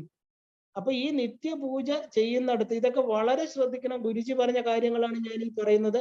ഗുരുജി മാത്രമല്ല എല്ലാ താന്ത്രിക ആചാര്യന്മാരും പറയുന്നു. നന്ദികേശ്വരൻ എന്ന് പറയുന്നത് അല്ലാത്ത വരുന്ന ഇപ്പൊ ഈ പറയുന്ന ശീർദി ബാബയുടേത് ചിലർ വെക്കാറുണ്ട്. ഈ ശബരിമല അയ്യപ്പന്റെ തന്നെ മൂർത്തിയായിട്ട് കൊണ്ട് വെക്കാറുണ്ട്. നമുക്ക് പക്ഷെ ശബരിമല അയ്യപ്പൻ മോശം എന്നല്ല, അതിന്റെ കണക്കുകൾ ശരിയല്ല. ചുമ്മാ ഒരു കടയിൽ നിന്ന് വാങ്ങിച്ചുകൊണ്ട് വന്നെങ്കിൽ അതിൻ്റെതായിട്ടുള്ള നെഗറ്റിവിറ്റി കാലപ്പഴക്കം കൊണ്ട് അതിനൊക്കെ സംഭവിക്കാം. കാരണം വിഗ്രഹങ്ങൾ, ലോഹങ്ങൾ എന്ന് പറയുന്നത് ഒരുപാട് പോസിറ്റീവും നെഗറ്റീവും ആഗിരണം ചെയ്യും. ഒരു പൂജാമുറിക്കകത്തിരുന്ന് പൂജിച്ചുകൊണ്ടിരിക്കുമ്പോൾ നെഗറ്റീവും പോസിറ്റീവും വരാം. ശ്രീചക്രമൊക്കെ കൊണ്ടുവയ്ക്കുന്ന ഒരു പൂജാമുറിയിൽ എപ്പോഴും പോസിറ്റീവ് മാത്രമേ ഉള്ളൂ. ഇതിൽ നിന്ന് ഇങ്ങനെ ചെറിയ ചെറിയ ഒരു നെഗറ്റിവിറ്റി വന്നത് നമ്മളെ തന്നെയാണ് അത് ബാധിക്കുക, പൂജകനെയാണ് അത് ബാധിക്കുന്നത്. കാരണം നമ്മുടെ ജീവന്റെ അംശങ്ങളെല്ലാം അതുമായിട്ട് ബന്ധപ്പെട്ടിരിക്കുക. അതുകൊണ്ട് വളരെ ശ്രദ്ധിച്ച് പൂജാമുറിയിൽ മൂർത്തികൾ വെക്കാവൂ. കാരണം അപ്പോ നമ്മള് ഭാവനയില്ലാതെ മൂർത്തികൾ വെച്ചാൽ നമുക്ക് രോഗത്തിന് കാരണമാകും. അങ്ങനെ ചക്രാകാരമായിരിക്കുന്ന 9 ധാതുക്കളോട് കൂടിയ ശരീരമാണ് ഋഷി ആനന്ദ ഭൈരവൻ എന്ന് പറയുന്ന, എന്താ പറയാ, ആദ്യ ലളിതാ സഹസ്രനാമത്തിൽ വർണ്ണിക്കുന്ന ആനന്ദ ഭൈരവ ഋഷി. അപ്പൊ നമുക്ക് ആനന്ദത്തിൽ നിന്നാണ് ഈ ഒരു അനുഭൂതി ഈ ലളിതാ ത്രിപുര സുന്ദരിയെ പൂജിക്കുന്നത്. അപ്പൊ ആനന്ദ ഭൈരവ ഋഷിയാണ് ഇതിന്റെ മന്ത്രദ്രഷ്ടാവ്. ആനന്ദ ഭൈരവനും ആനന്ദ ഭൈരവി. അപ്പോ ഋഷി ആനന്ദ ഭൈരവൻ ആദ്യം ലളിതാ സഹസ്രനാമത്തിൽ വർണ്ണിക്കുന്നത് എന്താ? അമൃത ഗായത്രി ഛന്ദസ്. അപ്പൊ ദേവി ലളിതാ പരമേശ്വരി മന്ത്രത്തിന്റെ ഉദ്ധാരണമായിരിക്കുന്ന അംഗന്യാസം, കരന്യാസം. അപ്പൊ ഇതിനെ ആസ്പദമാക്കിയിട്ടാണ് ലളിതാ സഹസ്രനാമത്തിലെ ആയുർവേദത്തെ എല്ലാം ചിട്ടപ്പെടുത്തിയിരിക്കുന്നത്. കാരണം അംഗന്യാസം, കരന്യാസം എല്ലാം എന്താ? നമ്മുടെ ശരീരത്തിലെ കൈവിരലുകളെല്ലാം തന്നെ പഞ്ചഭൂതത്തെ റെപ്രസെന്റ് ചെയ്യുന്നു, അന്ധകരണങ്ങളെ റെപ്രസെന്റ് ചെയ്യുന്നു. 5 വിരലുകൾ പഞ്ചഭൂതങ്ങളാണെന്ന് നമ്മൾ കണ്ടു. പിന്നെ ഭൂമി, ജല, അഗ്നി, ആകാശം, ഇതാണ് നമ്മുടെ 5 വിരലുകൾ. 4 വിരലുകൾ അന്ധകരണങ്ങളെ കാണിക്കുന്നു, ഇല്ലേ? അപ്പോ ഈ ന്യാസങ്ങളെ ബേസ് ചെയ്തിട്ട് അപ്പോ മന്ത്രങ്ങളെല്ലാം തന്നെ നമ്മുടെ ശരീരത്തിനകത്താണ് ചിട്ടപ്പെടുത്തിയിരിക്കുന്നത്. അപ്പൊ ലളിതാ സഹസ്രനാമത്തിന്റെ ആയുർവേദം എന്ന് പറയുന്നത് ഈ കരന്യാസത്തെയും ഛന്ദസ്സുകളെയൊക്കെ ആധാരപ്പെടുത്തിയിട്ടാണ്. ഇപ്പൊ സിന്ദൂരാരുണ വിഗ്രഹം എന്ന് തുടങ്ങുന്ന ധ്യാന ശ്ലോകം, അതിനകത്ത് തന്നെ ദേവി ആരാണ്, ദേവിയുടെ ഒരു ധ്യാന ശ്ലോകം തന്നെ ആ ദേവി എങ്ങനെ ഇരിക്കും എന്നുള്ളത് ഭംഗിയായിട്ട് കോർത്തു വെച്ചിട്ടുണ്ട്. ഇപ്പൊ ശ്രീവിദ്യാ മന്ത്രത്തിന്റെ ആനന്ദ ഭൈരവ ഋഷി ആണ് ധ്യാന ശ്ലോകം. അത് ആ ധ്യാന ശ്ലോകത്തിലെ ദേവി സിന്ദൂരാരുണ വിഗ്രഹം തൃനയനം എന്ന് പറയുന്ന ആ ഒരു ധ്യാന ശ്ലോകം ശ്രീവിദ്യാ ദേവത ലളിതാ ത്രിപുര സുന്ദരിയാണ് എന്ന് വ്യക്തമായിട്ട് ധ്യാന ശ്ലോകം തന്നെ പറയുകയാണ്. അപ്പൊ ധ്യാന ശ്ലോകവും ദേവിയും എന്താണ്? ആദ്യത്തെ ധ്യാന ശ്ലോകത്തിൽ എന്താ പറയുന്നത്? ഈ പറയുന്ന ലളിതാ സഹസ്രനാമത്തിന്റെ കാരണം എന്തിനാ ധ്യാനം പറയുന്നത്? ആദ്യം ഏത് സഹസ്രനാമമാണോ ജപിക്കുന്നത് ആ സഹസ്രനാമത്തിന്റെ ദേവതയുടെ ഒരു ബാഹ്യമായിരിക്കുന്ന വിവരണമാണ് ധ്യാനം. അപ്പൊ നമ്മുടെ ധീയില്, നമ്മുടെ ബുദ്ധിയില് അത് ആ ദേവതയെ ഒന്ന് പ്രതിഷ്ഠിച്ചതിന് ശേഷം വേണം അവരുടെ ലളിതാ സഹസ്രനാമം വായിക്കാൻ. അതുകൊണ്ടാണ് നമ്മൾ ആ ഋഷി, ഛന്ദസ്, ദേവത, ശക്തി, ബീജം, ശക്തി, കീലകം, അതിന്റെ കൂടെ എന്താ? ധ്യാന ശ്ലോകങ്ങളും വായിക്കുന്നത്. അപ്പോ നമ്മള് എന്താണ് ഈ പറഞ്ഞ പഞ്ചദശാക്ഷരി മന്ത്രം? അപ്പൊ ആഗ്നേയ ഖണ്ഡം എന്ന് പറയുന്ന നമ്മുടെ ആദ്യത്തെ മൂലാധാരം മുതൽ അനാഹതം വരെയുള്ള ഖണ്ഡം. അപ്പൊ നമ്മുടെ മന്ത്രശരീരം ഒന്ന് എടുത്തു നോക്കാം. ശ്രീവിദ്യാ മന്ത്രത്തിന്റെ മന്ത്രശരീരം. അപ്പൊ ആ ആദ്യത്തെ 5 അക്ഷരം, അതായത് ക എ എന്ന് തുടങ്ങുന്ന അക്ഷരം തുടങ്ങുന്ന ശ്രീവിദ്യാ മന്ത്രത്തിന്റെ ആദ്യത്തെ കൂടമായിരിക്കുന്ന ആഗ്നേയ ഖണ്ഡം, അല്ലേ? രണ്ടാമത്തത് ഹാസ തുടങ്ങുന്ന സൗരഖണ്ഡം, സൂര്യഖണ്ഡം. മൂന്നാമത് സാ ക തുടങ്ങുന്ന സോമഖണ്ഡം. അപ്പൊ ആഗ്നേയ ഖണ്ഡത്തിനും സൗരഖണ്ഡത്തിനും ഇടയ്ക്ക് ഒരു ഹൃല്ലേഖ ബീജം. അപ്പൊ നമ്മൾ എന്താ ഹൃല്ലേഖ ബീജം എന്ന് പറയുന്ന? ഹ്രീം എന്ന് പറയുന്ന ബീജം. ഇനി സൂര്യമണ്ഡലത്തിന്റെയും സോമമണ്ഡലത്തിന്റെയും ഇടയ്ക്ക് ഭുവനേശ്വരി ബീജം. അപ്പൊ എന്താണ് നമ്മൾ ഈ പറയുന്ന? ഹ്രീംകാരം എന്നാണ് ഈ പറയുന്നത്. ആദ്യം വരുന്ന സൂര്യമണ്ഡലത്തിന്റെയും സോമമണ്ഡലത്തിന്റെയും ഇടയ്ക്ക് ഏത് ബീജം? ഭുവനേശ്വരി ബീജം. ഒടുവിൽ അവയ്ക്കെല്ലാം അപ്പുറം ഇതുകൊണ്ടൊന്നും ആ ലോകത്തേക്ക് പ്രവേശനം ആയില്ല എന്ന് കാണിക്കാൻ, അതായത് അഗ്നിഖണ്ഡത്തിലോ സൂര്യഖണ്ഡത്തിലോ ചന്ദ്രഖണ്ഡത്തിലോ അല്ല പരമരഹസ്യം ഇരിക്കുന്നത്. എവിടെയാണ്? ചന്ദ്രകലാഖണ്ഡത്തിലാണ്. അല്ലാതെ ഇതൊക്കെ നമുക്കൊരു ട്രാൻസ്ഫോർമേഷൻ ആണ്, അല്ലെ? മൂലാധാരത്തിൽ തുടങ്ങി യാത്ര ചെയ്ത് നമ്മൾ എത്തിച്ചേരേണ്ടത് എവിടെയാ? ലലാടത്തിൽ ഇരിക്കുന്ന ചന്ദ്രകലാഖണ്ഡം. അപ്പൊ അവിടെയാണ് രഹസ്യ അക്ഷരം ഇരിക്കുന്നത്. അപ്പൊ അത് ഗുരു പറഞ്ഞു തരുന്ന സ്ഥലമാണ്. സാധനത്തിന്റെ ഒരു സാധകൻ സാധന ചെയ്യുമ്പോൾ അവന്റെ അവസാനം അവൻ എത്തിച്ചേരുന്ന ഖണ്ഡം എവിടെയാ? ചന്ദ്രകലാഖണ്ഡം. അപ്പൊ അവിടെ ഒരു ബീജം വളരെ മറഞ്ഞ്, അതായത് 15 കലകൾ കഴിഞ്ഞ് 16ാമത്തെ മറഞ്ഞിരിക്കുന്ന കല എവിടെയാണ്? ലലാടത്തിലാണ്. അപ്പൊ അത് അവസാനം മാത്രമേ ഗുരു ശിഷ്യനത് കൊടുക്കാറുള്ളൂ. അതാണ് അതിന്റെ രഹസ്യം എന്ന് പറയുന്നത്. അപ്പൊ ഇന്നിപ്പോ രഹസ്യങ്ങളെല്ലാം തന്നെ പരസ്യമാണ്, അല്ലെ? ഇന്നെല്ലാം അച്ചടിച്ചു വെച്ചിട്ട് പറയും ഇതെല്ലാം രഹസ്യമാണെന്ന്. കാരണം ഇത് പലർക്കും മനസ്സിലാവില്ല. അപ്പൊ ദീക്ഷ കൊടുക്കുന്നത് ധാരാളം പേര് ഇന്ന് ഒരുമിച്ചിരുത്തിയാണ്. അങ്ങനെ കൊടുക്കാൻ പാടില്ല. എന്താ കാരണം? ഓരോരുത്തരുടെയും കർമ്മ സിദ്ധാന്തം, അവൻ കൊണ്ടുവന്നിരിക്കുന്ന വാസനകള്, അവന്റെ അനുഭൂതി മണ്ഡലം, ഇതെല്ലാം വ്യത്യസ്തമാണ്. അതുകൊണ്ട് 1 to 1 ഒരു ഗുരു ഒരു ശിഷ്യൻ അങ്ങനെ മന്ത്രദീക്ഷ കൊടുക്കാറുള്ളൂ. എന്നാൽ മാത്രമേ ഓരോരുത്തർക്കും അവരവരുടെ കർമ്മങ്ങൾക്കനുസരിച്ച്, വാസനകൾക്കനുസരിച്ച് അതിനെ ക്ഷയിപ്പിച്ച് അതിൽ നിന്ന് ഉയരാൻ പറ്റൂ. ഇപ്പൊ എല്ലാവരെയും കൂടെ ഒരുമിച്ചിരുത്തി ഒരു മന്ത്രദീക്ഷ കൊടുക്കുകയാണെങ്കിൽ എല്ലാവർക്കും ആ ഒരേ രീതിയിലാണ് കിട്ടുന്നത്. അങ്ങനെയല്ല, അങ്ങനെ കൊടുക്കാൻ പാടില്ല. ഓരോരുത്തർക്ക് ആ അക്ഷരത്തിന്റെ ഒരു സ്ഫോടനം, നമ്മൾ ഇനി സ്ഫോടം എന്താണെന്ന് അറിയും. ശ്രീവിദ്യാ മന്ത്രം മഹാസ്ഫോടമാണ്. സ്ഫോടം എന്ന് പറഞ്ഞാൽ അതിനൊരു എന്താ പൊട്ടിത്തെറി, നമ്മുടെ എന്തൊക്കെയാണോ മറഞ്ഞു കിടന്നത് അതിൽ നിന്ന് ഒരു പുറത്തു വരുന്ന സംഭവമാണ് ഈ ശ്രീവിദ്യാ മന്ത്രം. അപ്പൊ അങ്ങനെ ഒരാൾക്ക് കൊടുക്കുമ്പോൾ ഇന്ന് ഒരു പശുഭാവത്തിലിരിക്കുന്ന ആള് ഇല്ലെങ്കിൽ കുറച്ച് ഉന്നതി പ്രാപിച്ച ആൾ, ഇവരെല്ലാം തമ്മിൽ ഓരോരുത്തർക്കും അവരുടെ കർമ്മങ്ങൾ വ്യത്യസ്തമാണ്. അവർ വന്നിരിക്കുന്ന ആ ഒരു എന്താ പറയാ, അവർ വന്നിരിക്കുന്ന ആ ഒരു പരമ്പര, അവർ വന്നിരിക്കുന്ന ജനിച്ചിരിക്കുന്ന ഒരു സർക്കംസ്റ്റൻസ്, ഇതെല്ലാം വ്യത്യാസമാണ്. അപ്പൊ ഒരാൾക്ക് നമ്മളൊരു പശുഭാവത്തില് ആണ്, അല്ല നമുക്കൊരു വ്യക്തികളെ, അതുകൊണ്ടാണ് 3 വർഷമെങ്കിലും മനസ്സിലാക്കിയതിന് ശേഷം ദീക്ഷ കൊടുക്കണം എന്ന് പറയാൻ കാരണം അവരുടെ ഈ ആധ്യാത്മിക മണ്ഡലം, അവരുടെ ഉയർച്ച എത്ര ഉണ്ടെന്ന് അറിഞ്ഞതിന് ശേഷം ഗുരു മനസ്സിൽ സങ്കല്പിച്ചിട്ടാണ് കൊടുക്കുന്നത്. കാരണം അവന്റെ മൂലാധാരത്തിൽ നിന്നാണോ, സ്വാധിഷ്ഠാനാണോ, അവന് അനാഹതത്തിലാണോ കൊടുക്കേണ്ടത്, അവന്റെ ബോധമണ്ഡലം എവിടെയാണെന്ന് വ്യക്തമായിട്ട് അറിഞ്ഞതിന് ശേഷമാണ് മന്ത്രദീക്ഷ കൊടുക്കുന്നത്. കാരണം നമ്മളൊരു ശക്തിപാതമാണ് മന്ത്രദീക്ഷ എന്ന് പറയുന്നത്. അവിടെ നിന്ന് പെട്ടെന്നുള്ള ഒരു ഉയർച്ചയാ സാധകൻ ഉണ്ടാകുന്നത്. അപ്പൊ അത് വളരെ ശ്രദ്ധിച്ച് മാത്രമേ അവർക്ക് ആ ഒരു യോഗ്യതയുള്ളവർക്ക് യോഗ്യതയുള്ള തലത്തിൽ നിന്ന് അവൻ ആരംഭിക്കണം. കാരണം ചിലർക്ക് പല ജന്മങ്ങളിലും മൂലാധാരം കഴിഞ്ഞു കാണും, സ്വാധിഷ്ഠാനം കഴിഞ്ഞു കാണും.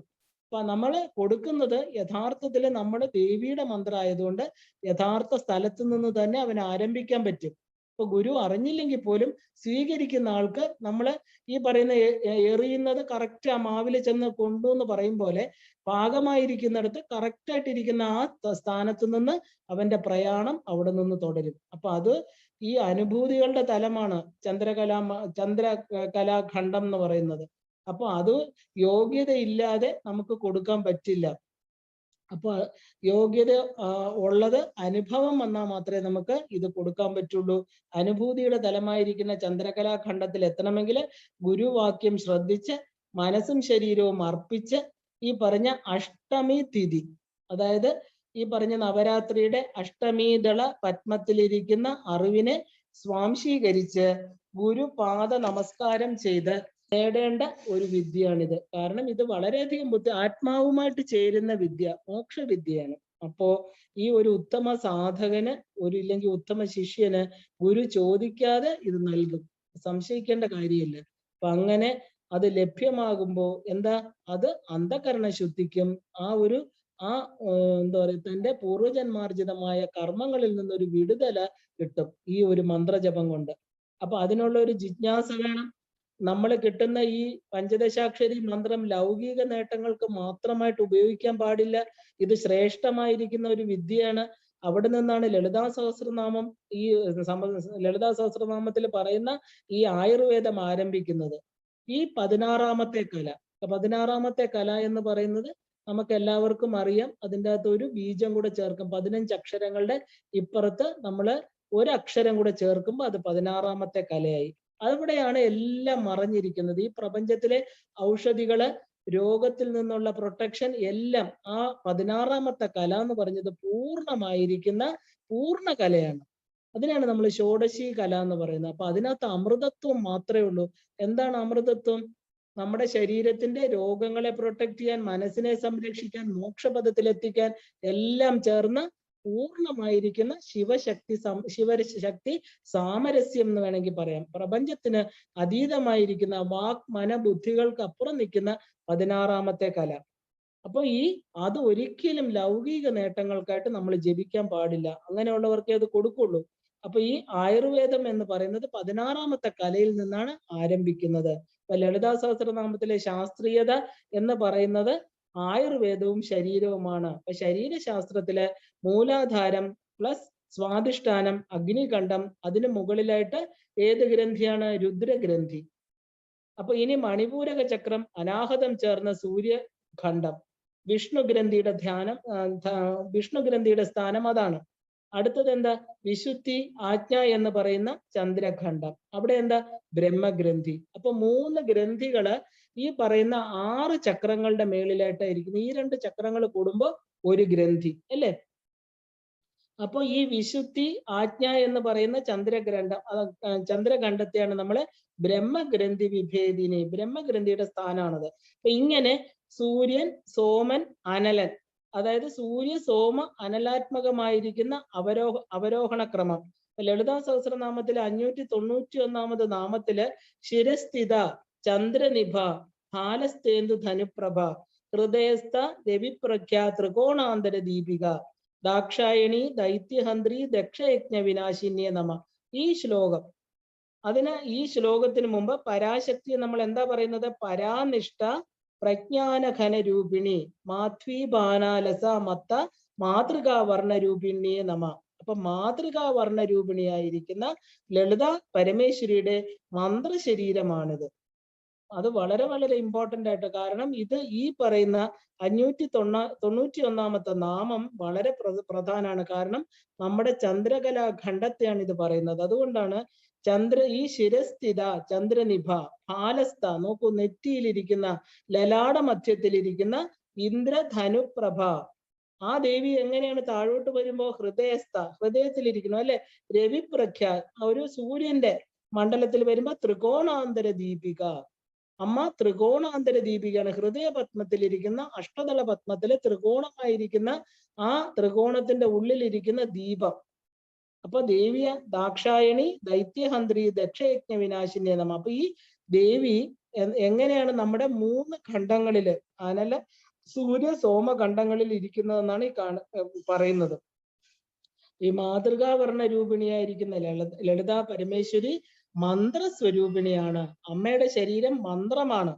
ഈ ശ്ലോകം ജപിച്ചാല് ഗുരു എന്താ പറയാ, ഇല്ലാത്തവർക്ക് പോലും ദേവി ഗുരുരൂപിണിയായിട്ട് മന്ത്രം കൊടുക്കുന്ന പറയണം. കാരണം മാതൃകാവർണ്ണ രൂപിണി ലളിതാ പരമേശ്വരിയുടെ മന്ത്രശരീരത്തെ ജപിക്കുന്നവന് കാലക്രമത്തിൽ അവന് ഗുരു വന്നു ചേരും. ഇപ്പൊ ഗുരു തന്നെ ഇതിന് കൊടുക്കണമെന്നില്ല. കാരണം ലളിതാ പരമേശ്വരിയുടെ ലളിതാ സഹസ്രനാമത്തിലെ ഈ നാമം ജപിച്ചാൽ മതി. ഈ പ്രജ്ഞാനഘന രൂപിണി മാധ്വീപാനലസ മത്ത മാതൃകാവർണ്ണ രൂപിണിയെ നമ എന്നുള്ള നാമം ജപിക്കുന്നവർക്ക് കാലക്രമേണ അടുത്ത ജന്മങ്ങളിലെങ്കിലും അവന് ഉയർന്ന തലത്തിൽ എത്തിച്ചേരാം. കാരണം ദേവിയുടെ മന്ത്രശരീരമാണ് അവിടെ ജപിക്കുന്നത്. കാരണം ഈ ലളിതാ സഹസ്രനാമത്തിലെ ഓരോ നാമങ്ങളും മന്ത്രമാണ്. കാരണം ദേവി ഗുരുരൂപിണിയായിട്ട് ഈ എന്താ പറയാ വശന്യാദി വാഗ്ദേവതകൾ എങ്ങനെയാ ദേവിയെ കാണുന്നത്? ഗുരുരൂപിണിയായിട്ടാണ്, അവരുടെ അമ്മയായിട്ടാണ് അല്ലെ. അപ്പൊ ഏത് തലത്തിലെടുത്താലും ആ പൂർണ്ണമായിരിക്കുന്ന ആ അനുഗ്രഹം ദേവി തരും. ഗുരുവായിട്ടെടുക്കാം, അമ്മയായിട്ടെടുക്കാം, മഹാരാജ്ഞിയായിട്ടെടുക്കാം, ഈ പ്രപഞ്ചരൂപിണിയായിട്ടെടുക്കാം. എവിടെ എടുത്താലും അവിടെ അനുഗ്രഹമാണ് അമ്മയുടെ. അപ്പോ ഈ ഒരു ബ്രഹ്മാണ്ട പിണ്ടാണ്ട ഐക്യം, അതായത് പിണ്ടാണ്ടത്തിലെ ജ്ഞാനാഗ്നി, അത് ഈ പറഞ്ഞ ഒരു പാരമ്പര്യ ഗുരു ഉണർത്തിയെടുക്കുന്നതാണ് ലളിതാ സഹസ്രനാമവും ശ്രീവിദ്യാ മന്ത്രവും. നമ്മൾ പരമ്പരയിലൂടെ ഈ ഒരു ശ്രീവിദ്യാ മന്ത്രത്തെ വാങ്ങിക്കുമ്പോൾ നമ്മുടെ പാരമ്പര്യ ഗുരു, പാരമ്പര്യ ഗുരുവാരെ ദത്താത്രേയൻ അല്ലേ, അദ്ദേഹത്തിൽ നിന്ന് അവിടെ വരെ ചെന്ന് തൊടുക ഈ പാരമ്പര്യം. അപ്പൊ ഏകാഗ്രമായിട്ട് നമ്മൾ ഈ മന്ത്രസാധന ചെയ്യുമ്പോൾ, ഇല്ലെങ്കിൽ ലളിതാ സഹസ്രനാമം വായിക്കുമ്പോൾ എന്ത് ചെയ്യണം? സന്ധ്യാവന്ദനങ്ങൾ കഴിഞ്ഞ് ഏകനായിട്ട്, ഒന്നിനോടും പകയോ വിദ്വേഷമോ ഇല്ലാതെ, ഒന്നിനെയും നശിപ്പിക്കാതെ, ബ്രഹ്മചര്യം, ആസ്തേയം, അപരിഗ്രഹം തുടങ്ങിയ ഗുണസമ്പത്തിയിലൂടെ ഭംഗിയായിട്ട് ലളിതാ പരമേശ്വരിയെ മാതൃകാ വർണ്ണ രൂപിണിയായിട്ട്, വർണ്ണങ്ങളുടെ അധിഷ്ഠാത്രി. എന്താ 51 വർണ്ണങ്ങള് നമ്മുടെ ഈ പറഞ്ഞ ആധാര ചക്രങ്ങളിലായിട്ട് വ്യാപിച്ചു കിടക്കുന്ന 16 സ്വരാക്ഷരങ്ങളും 36 വ്യഞ്ജനാക്ഷരങ്ങളും കൂടെ നമ്മുടെ ശരീരത്തിലിരിക്കുന്ന ആ അമ്മയെ അക്ഷരസ്വരൂപിണിയായിട്ട് ആരാണോ ധ്യാനിക്കുന്നത്, ചുമ്മാ ധ്യാനിച്ചാ പോരാ, ആരോടും എന്താ പറയാ, ശുദ്ധമായിട്ട് ഏകാന്തമായിട്ടിരുന്ന് ധ്യാനിക്കണം. ഒന്നിനോടും നമുക്ക് പകയോ വിദ്വേഷമോ പാടില്ല. ബ്രഹ്മചര്യം വേണം, ആസ്തേയം വേണം, അപരിഗ്രഹം, മറ്റുള്ളവരുടെ ഒന്നും മോഹിക്കാൻ പാടില്ല. ആ ഒരു ഗുണസമ്പത്തിയിലൂടെ ഈ ഭഗവതിയെ എന്ത് ചെയ്യണം? നമ്മുടെ അക്ഷരമായിട്ട്, നമ്മുടെ മൂലാധാരം മുതൽ സഹസ്രാരം വരെ അവിടെ എത്തുമ്പോ എന്താ? സർവതോന്മുഖി, എല്ലാ അക്ഷരം അവിടെ ലയിക്കുക, എല്ലാത്തിലും സഹസ്രാക്ഷി, സഹസ്രപാദം. അപ്പൊ നമ്മള് വർണ്ണസ്വരൂപിണിയായിട്ടിരുന്ന അമ്മ മന്ത്രശരീരത്തിലൂടെ ഈ ജീവനെ എവിടെയാ എത്തിക്കുന്നത്? സഹസ്രാരത്തിലിരിക്കുന്ന സദാശിവനുമായിട്ട് ബന്ധിക്കുക ചെയ്യുക. അപ്പൊ ഈ ലളിതാ പരമേശ്വരി എന്ന് പറഞ്ഞാൽ ആരാ? വർണ്ണങ്ങളുടെ അധിഷ്ഠാത്രിയാണ് അമ്മ. 51 അക്ഷരസ്വരൂപിണിയാണ്. അപ്പൊ ഗുരു എന്ന് പറഞ്ഞ ഗുരുരൂപിണിയാണ്. ആജ്ഞാചക്രത്തിൽ എത്തുമ്പോ അമ്മയ്ക്ക് എന്താ? ഗുരുരൂപിണിയാണ്. അപ്പോ ഒരു നല്ല ഗുരുപരമ്പരയിൽ നിന്ന് ദീക്ഷ വാങ്ങി ഈ ദേവിയുടെ അനുഗ്രഹം കൊണ്ട് നമുക്ക് എന്ത് ചെയ്യാൻ പറ്റും? ഈ ജന്മത്തിൽ തന്നെ ഈ അക്ഷര സ്വരൂപത്തെ മനസ്സിലാക്കി ദേവിയുമായിട്ടുള്ള ശിവശക്തി സംയോഗത്തെ പ്രാപിക്കാൻ പറ്റും. അപ്പൊ അങ്ങനെ നമ്മൾ ഈ 3 ഗ്രന്ഥികളെ ഭേദിക്കുവാൻ എന്താ? കുണ്ടലിനിയെ പ്രാപ്തമാക്കുന്നതാണ് യഥാർത്ഥ സാധന എന്ന് പറയുന്നത്. നമ്മുടെ ശരീരത്തിലിരിക്കുന്ന 3 ഗ്രന്ഥികൾ അല്ലേ? ആ 3 ഗ്രന്ഥി ഭേദനം നടക്കണം. ഗ്രന്ഥി എന്ന് പറഞ്ഞാൽ കെട്ടുകള് നമുക്ക് വലിയ ബുദ്ധിമുട്ട്, ചില കെട്ടുകളെ അഴിക്കാൻ വലിയ പാടാണ് ഇല്ലേ? അപ്പൊ ഇവിടെ ആണെങ്കിലോ 3 കെട്ടുകള്, ബ്രഹ്മഗ്രന്ഥി, വിഷ്ണു ഗ്രന്ഥി, രുദ്രഗ്രന്ഥി. അപ്പൊ ഈ സാധകൻ എന്താ ഈ സാധനയിലൂടെ, ഈ മന്ത്രജപത്തിലൂടെ സാധിച്ചെടുക്കുന്നത്? ഈ 3 ഗ്രന്ഥികളെ ഭേദിക്കണം. ഈ വിദ്യയാണ് നമ്മൾ ശ്രീവിദ്യ, ആത്മവിദ്യ, മഹാവിദ്യ, കാമസേവിത എന്ന് പറയുന്നത്. അപ്പൊ കാമസേവിത അതാണ് ആകെ ഒരു ആഗ്രഹമേ ഉള്ളൂ. എന്താണ്? പ്രജ്ഞാനം അല്ലെങ്കിൽ മോക്ഷം. നമ്മുടെ ആഗ്രഹം എന്താ ഇതില്? ഈ ദേവിയെ പൂജിക്കുന്നതുകൊണ്ട് കാമസേവിത, കാമനാൽ സേവിക്കപ്പെടുന്നവള്. കാമം എന്ന് പറഞ്ഞാൽ എന്താ? ആഗ്രഹമാണ്. ഈ ദേവിയെ പൂജിക്കുമ്പോ അമ്മയെ എന്തായിട്ട് നമ്മൾ കാണണം? വിജ്ഞാന ഘന രൂപിണിയെ നമ. ജ്ഞാനം വേണം അല്ലെ? ജ്ഞാന വൈരാഗ്യ സിദ്ധ്യർത്ഥം. അപ്പൊ ആഗ്രഹമായിട്ട് വരുന്ന, ശരിക്കും പറഞ്ഞാല് ഈ ജ്ഞാനം അല്ലെങ്കിൽ മോക്ഷം ആഗ്രഹമായിട്ട് ചോദിച്ചു കഴിഞ്ഞാല് ആ മുമുക്ഷുവിനുള്ളത് എന്താ? ദേവി ഷോഡശാക്ഷരി വിദ്യയായിട്ട് പ്രകടീകൃതമാകും. അപ്പൊ മുമുക്ഷുവിന് അവന് എന്താ? ഈ ഭൗതികമായിട്ടുള്ള കാര്യങ്ങളൊക്കെ മതിയായി. അല്ലയോ അമ്മേ, എനിക്ക് മോക്ഷം തരൂ, എനിക്ക് ഈ ബന്ധങ്ങളിൽ നിന്ന് പശു പാശ വിമോചിനിയായിട്ടിരിക്കണം. അല്ലയോ ഭഗവതി, എന്നെ ഈ പാശങ്ങളിൽ നിന്ന് മോചിപ്പിച്ച് നിത്യമായിരിക്കുന്ന ആ അമ്മയുടെ പാദപത്മങ്ങളിൽ ലയിപ്പിക്കൂ എന്ന് പറഞ്ഞാല് അവന് ചോദിക്കാതെ തന്നെ ഗുരുരൂപിണിയായിട്ട് വന്ന് അമ്മ ഷോഡശാക്ഷരി വിദ്യ കൊടുക്കുന്ന പറയുന്നത്. കാരണം ശ്രീവിദ്യ എങ്ങനെ നിൽക്കാം, പക്ഷെ ഷോഡശി എന്ന് പറയുന്ന അതിരഹസ്യമായിരിക്കുന്ന ഗുപ്തവിദ്യ ആരും അത് പറഞ്ഞു കൊടുക്കില്ല. കാരണം എത്ര ഉയർന്ന സാധകനാണെങ്കിലും അത് ബോധ്യം വന്നതിന് ശേഷം മാത്രമേ ഗുരു ശിഷ്യന് ഇത് കൊടുക്കാൻ പാടുള്ളൂ. കാരണം ഗുരു പരമ്പരയുമായിട്ട് ഷോഡശാക്ഷരി ബന്ധത്തിന് എന്താ പറയുക, അഭേദ്യമായിരിക്കുന്ന ബന്ധമുണ്ട്. ഗുരുപരമ്പരയുടെ അനുഗ്രഹം ഉണ്ടെങ്കിലേ അത് കിട്ടുള്ളൂ. ഗുരുവിന് ഒരു പ്രത്യേക ഒരു ബോണ്ടേജ് ഉണ്ടാക്കുന്ന, ഗുരുപരമ്പരയുമായിട്ടും സ്വഗുരുമായിട്ടും പരമഗുരു പരമേഷ്ഠി ഗുരുക്കന്മാരുമായിട്ട് ഒരിക്കലും എന്താ പറയുക, നമ്മൾ കെട്ടപ്പെടുകയാണ്. ഒരിക്കലും ഗുരുവിൽ നിന്ന് പിന്നെ ഷോഡശാക്ഷരി വിദ്യ വിട്ടുപോവില്ല. കാരണം അത് ഗുരുപരമ്പരയുമായിട്ട് പെർമനന്റ് ആയിട്ടുള്ള ഒരു ബന്ധനമാണത്. അപ്പോ ഈ ഒരു പൂർവ്വകാലം വിധിപൂർവകമായിട്ട് അവന്റെ കർമ്മങ്ങൾക്കെല്ലാം തന്നെ ഏകദേശം ഒരു അവസാനം വന്നതിന് ശേഷം മാത്രമേ ഈ ഗുപ്തവിദ്യയായിരിക്കുന്ന ഷോഡശാക്ഷരി വിദ്യ കൊടുക്കാറുള്ളൂ. അപ്പോ ദേവിയെ നമ്മൾ എങ്ങനെയൊക്കെ ആയിട്ടാ കാണുന്നത്? മൂലാധാരൈക നിലയ ബ്രഹ്മഗ്രന്ഥി വിഭേദിനി, മണിപൂരാന്ത രുദിത വിഷ്ണു ഗ്രന്ഥി വിഭേദിനി, ആജ്ഞാചക്രാന്തരാളസ്ഥ രുദ്രഗ്രന്ഥി വിഭേദിനി, അവസാനം സഹസ്രാര ആംബുജാരൂഢ സുധാസാരാഭിവർഷിണി. ഇപ്പൊ തടില്ലതാ സമരജി ഷഡ്ചക്രോപരി സംസ്ഥിത. ഈ ഷഡ്ചക്രങ്ങള് 6 ചക്രങ്ങളുടെ ഉപരി ഇരിക്കുന്ന അല്ലയോ അമ്മേ. ആരാണ് ഇരിക്കുന്നത്? മഹാശക്തി കുണ്ടലിനി ബിസതന്തു തനീയസി. അപ്പൊ ആരാണ് ഈ അമ്മ? 6 ചക്രങ്ങളുടെ മുകളിൽ ഇരിക്കുന്ന ദേവിയാണ്. എന്താ പറയുക, കുണ്ടലിനിയാണ് അമ്മ. അവിടെ നിന്ന് ആരോഹണം ചെയ്ത്, അവരോഹണം ആരോഹണം. അപ്പൊ ആരോഹണ പ്രക്രിയയിൽ അമ്മ എവിടെ എത്തി? സഹസ്രാരത്തിലെത്തി. അപ്പൊ ഈ അമ്മ പിന്നെ അവിടെ എത്തിക്കഴിഞ്ഞാൽ ബിസതന്തു തനീയസി ആയിരിക്കുന്ന അമ്മ, താമര നൂല് പോലെ പ്രകാശ സ്വരൂപിണി ആയിരിക്കുന്ന അമ്മ എന്തായിട്ട് മാറി? ഭവാനി ഭാവന ഗമ്യ ഭവാരണ്യ കുഠാരിക. അപ്പൊ ഈ വിദ്യ നമ്മൾ ഗരുഡ വിദ്യ എന്ന് പറയും. കാരണം നമ്മുടെ ഭവിച്ചതിനെല്ലാം ഭവാനി, ഭവന്റെ ഭാര്യ, ശിവൻ ഭവനായിട്ടിരിക്കുമ്പോ അമ്മ ഭവാനി. അപ്പൊ ഈ ഭവാരണ്യ കുഠാരിക, ഭവാരണ്യം ഈ ഇല്ല ഉണ്ടായതിനെ എല്ലാം നമ്മൾ കാണുന്ന നാമരൂപങ്ങളാകുന്ന ഈ ജഗത്തിനെ നമ്മളിൽ നിന്ന് ഇല്ലാതാക്കുന്ന, ദുഃഖങ്ങളെ എല്ലാം മാറ്റുന്ന, സംസാര സാഗരത്തെ തരണം ചെയ്ത് അടുത്ത ആ ഒരു എന്താ പറയാ ജന്മമൃത്യു ജരാതപ്ത ജനവിശ്രാന്തിദായിനി, ജനങ്ങൾക്ക് വിശ്രാന്തി സ്ഥലം, നമ്മുടെ ഉള്ളിൽ തന്നെ ഇരിക്കുന്ന ആ മണിദ്വീപമാകുന്ന വിശ്രാന്തി സ്ഥലത്ത് എത്തിപ്പിക്കുന്ന അല്ലയോ അമ്മേ എന്നാണ് അതിനർത്ഥം. അപ്പോ ഈ വിദ്യ ഗരുഡ വിദ്യ എന്ന് പറയാം. എന്താ കാരണം? ഗരുഡ വിദ്യ, ഗരുഡൻ പാമ്പുകളുടെ ശത്രുവാണ് അല്ലെ? ഇത് വശമാക്കിയാൽ ഈ ശ്രീവിദ്യ ഉപാസനയില് ഏറ്റവും നന്നായിട്ട് മുന്നോട്ട് പോകുന്നവർക്ക് ഔഷധങ്ങളെല്ലാം ഓർമ്മയിൽ ഉണ്ടാകുമെന്ന് പറയും. കാരണം ഈ ചക്രങ്ങളെല്ലാം പഠിക്കണം. മൂലാധാരം മാത്രം ഇരിപ്പിടമായിട്ടുള്ളവള് മൂലാധാരിക നിലയ. അപ്പൊ ഈ കേരളത്തിലെന്ന് പറഞ്ഞാല് എല്ലാം ഒരു കപട സംസ്കാരമാണ്. നമുക്ക് യഥാർത്ഥമായിട്ടുള്ളതിനെ ഒന്നും അറിയാൻ പറ്റില്ല. അപ്പോ ഈ തന്ത്രവിദ്യ പോലെ ഉയർന്ന ഒരു തലത്തെ വെച്ച് കളിപ്പിക്കപ്പെടുക ഒരു സ്ഥലമാണ് ഇവിടെ അല്ലെ? ഇവിടെ സ്വാർത്ഥതയാണ് കൂടുതൽ. പണം, പ്രശസ്തി, അതിനുവേണ്ടി എന്തും കാണിച്ചു കൊടുക്കുക, അങ്ങനെ ഒരു സമൂഹം.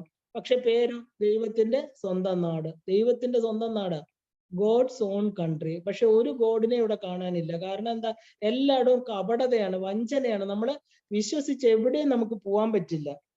അപ്പോ ഈ പ്രശസ്തിക്ക് വേണ്ടി എന്തും ചെയ്യും അങ്ങനെ ഒരു സമൂഹം. അതുകൊണ്ട് ശാസ്ത്രീയമായിട്ട് ശ്രീവിദ്യ അഭ്യസിക്കണം എന്നാ പറയുന്നത്. നല്ല ഒരു ഗുരുപരമ്പരയിൽ നിന്ന് നിസ്വാർത്ഥമായിട്ട് നമ്മളെ ഉയർത്താൻ പറ്റുന്ന ഒരു ഗുരുവിന്റെ കീഴെ തന്നെ ശ്രീവിദ്യ ഉപാസന ചെയ്യണം. കാരണം എന്താ? ഇത് ശാസ്ത്രീയമാണ്. കാരണം ഇത് വളരെ വളരെ പരമ്പരയിൽ അനുഭവ സമ്പത്താണ് നമുക്ക് കൈമാറുന്നത്. അപ്പോൾ തൻ്റെ ശരീരം, ഇന്ദ്രിയങ്ങള്, മനസ്സ്, ബുദ്ധി എല്ലാം ഉൾപ്പെട്ട ഒരു അനുഭൂതി തലമാണ് ശ്രീവിദ്യ. അപ്പൊ ഇതൊരു ഭാവന മാത്രമല്ല, നമുക്കൊരു അനുഭവം ഉണ്ടാക്കണമെങ്കിൽ എന്ത് ചെയ്യണം? ഈ ബ്രഹ്മാണ്ട പിണ്ടാണ്ട ഒന്നാണെന്നുള്ള ആ ശാസ്ത്രം പറയുന്നത് നമ്മൾ ഉള്ളിൽ മനസ്സിലാക്കണം. ആ ബ്രഹ്മാണ്ട പിണ്ടാണ്ട, അതിനാണ് ഈ തത്വങ്ങളൊക്കെ ഇത്രയധികം പഠിക്കുന്നത്. ഈ പ്രപഞ്ചത്തിൽ 36 തത്വം, ശരീരത്തിലെ 36 തത്വം, ഇതെല്ലാം നമ്മൾ പഠിക്കുന്നത് എന്താ? ഇത് രണ്ടും ഒന്നാണെന്ന് ഉറപ്പിക്കാനാണ്. എന്നാലേ നമുക്ക് അനുഭവം ഉണ്ടാവുള്ളൂ. എവിടെ നിന്ന് അനുഭവം? നമ്മുടെ ഉള്ളിൽ നിന്ന് ഉണ്ടാകണ്ടേ? പ്രപഞ്ചത്തിൽ നിന്ന് വരുന്ന സൂര്യനിൽ നിന്നുള്ള പ്രാണശക്തിയാണ് നമ്മുടെ ഉള്ളിൽ ഇരിക്കുന്നത്. ആ പ്രാണശക്തി ഉണർന്നാലേ നമുക്ക് അനുഭവം ഉണ്ടാവുള്ളൂ. അപ്പൊ എല്ലാം എന്താ പറയാ, നമ്മൾ ഈ ഒരു ധാരണ, ഈ ഒരു മിഥ്യയായിട്ടുള്ളതിന്റെയൊക്കെ പുറകെ പോവാതെ അങ്ങനെ എന്താ, പ്രപഞ്ചത്തിന്റെ 3 ഖണ്ഡങ്ങള് നമ്മുടെ ശരീരത്തിൽ കണ്ട് പിണ്ടാണ്ടത്തിന്റെ സൂര്യ, സോമ, അഗ്നി മണ്ഡലങ്ങളെ മനസ്സിലാക്കി ഈ പറഞ്ഞ അതിന്റെ പ്രപഞ്ചത്തിന്റെയും ശരീരത്തിന്റെയും ഒരു പാരസ്പര്യത്തില് എന്താണ് ഈ അനുഭവം ഉണ്ടാകണം. അപ്പൊ ഈ 3 ഖണ്ഡങ്ങളെ യോജിപ്പിക്കുന്ന ഹൃല്ലേഖ, അതാണ് ഹ്രീംകാരം എന്ന് പറയുന്ന മന്ത്രം. അതിനെയാണ് ഹ്രീം. അപ്പൊ അതിനകത്ത് ഭുവനേശ്വരി ബീജമുണ്ട്. ആ ബീജമാണ് ഹ്രീംകാരം. അപ്പൊ എന്താ പറയാ, ചന്ദ്രകല ഖണ്ഡത്തില് എന്താ പറയുക, ഏറ്റവും ഉയർന്ന ബീജമായിരിക്കുന്ന നമ്മുടെ എന്താ 16ാമത്തെ കലയായിട്ടിരിക്കുന്ന ബീജം. അപ്പൊ ഈ ആത്മവിദ്യ അല്ലെങ്കിൽ ശ്രീവിദ്യ, ഷോഡശാക്ഷരി വിദ്യ എന്നൊക്കെ പറയുന്നത് ദേവി ഈ പറയുന്ന എല്ലാമാണ്. നമ്മുടെ ശരീരത്തിലെ ഓരോ അണുവിലും അമ്മയുടെ പ്രഭാവമുണ്ട്. ത്രികൂട, കാമകോടിക, ശരീരത്തിലെ എല്ലാ ധാതുക്കൾക്കും ഓരോ ദേവതയുണ്ട്. അപ്പോ രക്തം, മാംസം, രസം, മേധസ്, അസ്ഥി, ശുക്രം, മജ്ജ എല്ലാറ്റിലും ഓരോ പേരുള്ള ഓരോ ദേവതകളുണ്ട്. ഇവര് മറ്റു ദേവതകളാൽ ചുറ്റപ്പെട്ടിരിക്കുകയാണ്, ഒറ്റയ്ക്കല്ല. ആ ദേവതകളെ നമ്മൾ അറിയുകയും ഉപാസിക്കുകയും ചെയ്തെങ്കിൽ മാത്രമേ നല്ല ആരോഗ്യമുള്ള ഒരു ശരീരം ഉണ്ടാവുള്ളൂ. കാരണം ഇതെല്ലാം അമ്മയുടെ ഉപദേവതകളാണ്. അമ്മ തന്നെ ഉപദേവതാ സ്വരൂപത്തിലിരിക്കുകയാണ്. ചെറുപ്പത്തിൽ നമ്മൾ ഈ പറഞ്ഞ എന്താ പറയാ, ചെറുപ്പത്തിൽ തന്നെ നല്ല ഉപാസന ശീലിച്ചവർക്ക് വാർദ്ധക്യത്തിലെ ഭയം ഉണ്ടാവില്ല. കാരണം എന്താ, ആ ഒരു ബാല്യത്തില് മധ്യഭൂമികയില് നമുക്ക് ഒരാളുടെ സഹായം വേണം. പക്ഷെ അത് കഴിഞ്ഞാല് ഈ പറഞ്ഞ ഒറ്റയ്ക്കാണ് യാത്ര. കാരണം സൂര്യമണ്ഡലത്തിനും അഗ്നിമണ്ഡലത്തിലും കൂടെ ഒരു യാത്ര നമ്മുടെ ഗുരുവിന്റെ കൂടെ വേണം. പക്ഷെ സോമമണ്ഡലത്തിലെ അവസാനത്തെ യാത്ര ഒറ്റയ്ക്ക് തന്നെ ചെയ്യണം. അപ്പൊ ഈ ദേവതമാരെന്ത് ചെയ്യും? ഈ സൂര്യമണ്ഡലം കൂടെ കടന്നു കഴിഞ്ഞാൽ ശരീരത്തിലെ എല്ലാ ദേവതമാരും നമ്മുടെ സഹായത്തിനുണ്ടാവും. അതാണ് ഇതിന്റെ ഒരു പ്ലസ് പോയിന്റ്. 64 കോടി യോഗിനികൾ ഇരിക്കുന്ന ഈ ശരീരത്തില് ഈ ദേവതകളൊക്കെ എന്ത് ചെയ്യും? ചന്ദ്രകലാഖണ്ഡത്തിൽ എത്തിച്ചേരുന്ന ആ ജീവനെ ഈ ദേവതമാര് കാത്ത് സംരക്ഷിക്കും. വരാനുള്ള രോഗങ്ങളെ പ്രതിരോധിച്ച് എന്ത് ചെയ്യും? ഈ ഉപാസ്യ ദേവതമാരുടെ സഹായം ഉണ്ടെങ്കിൽ ഭയം മാറും. ഈ ശരീരത്തെ ഉപേക്ഷിക്കുന്ന മരണഭയത്തിൽ നിന്ന് മോചനം കിട്ടും, രോഗവിമുക്തമാക്കും, ശാന്തമായിട്ടുള്ള ഒരു മനസ്സ് ഉപാസകനുണ്ടാവും. കാരണം നമുക്ക് പ്രായം കൂടുന്തോറുമാണ് ഒരാളുടെ സഹായം വേണ്ടി വരുന്നത്. അപ്പൊ അതിനെന്ത് ചെയ്യണം?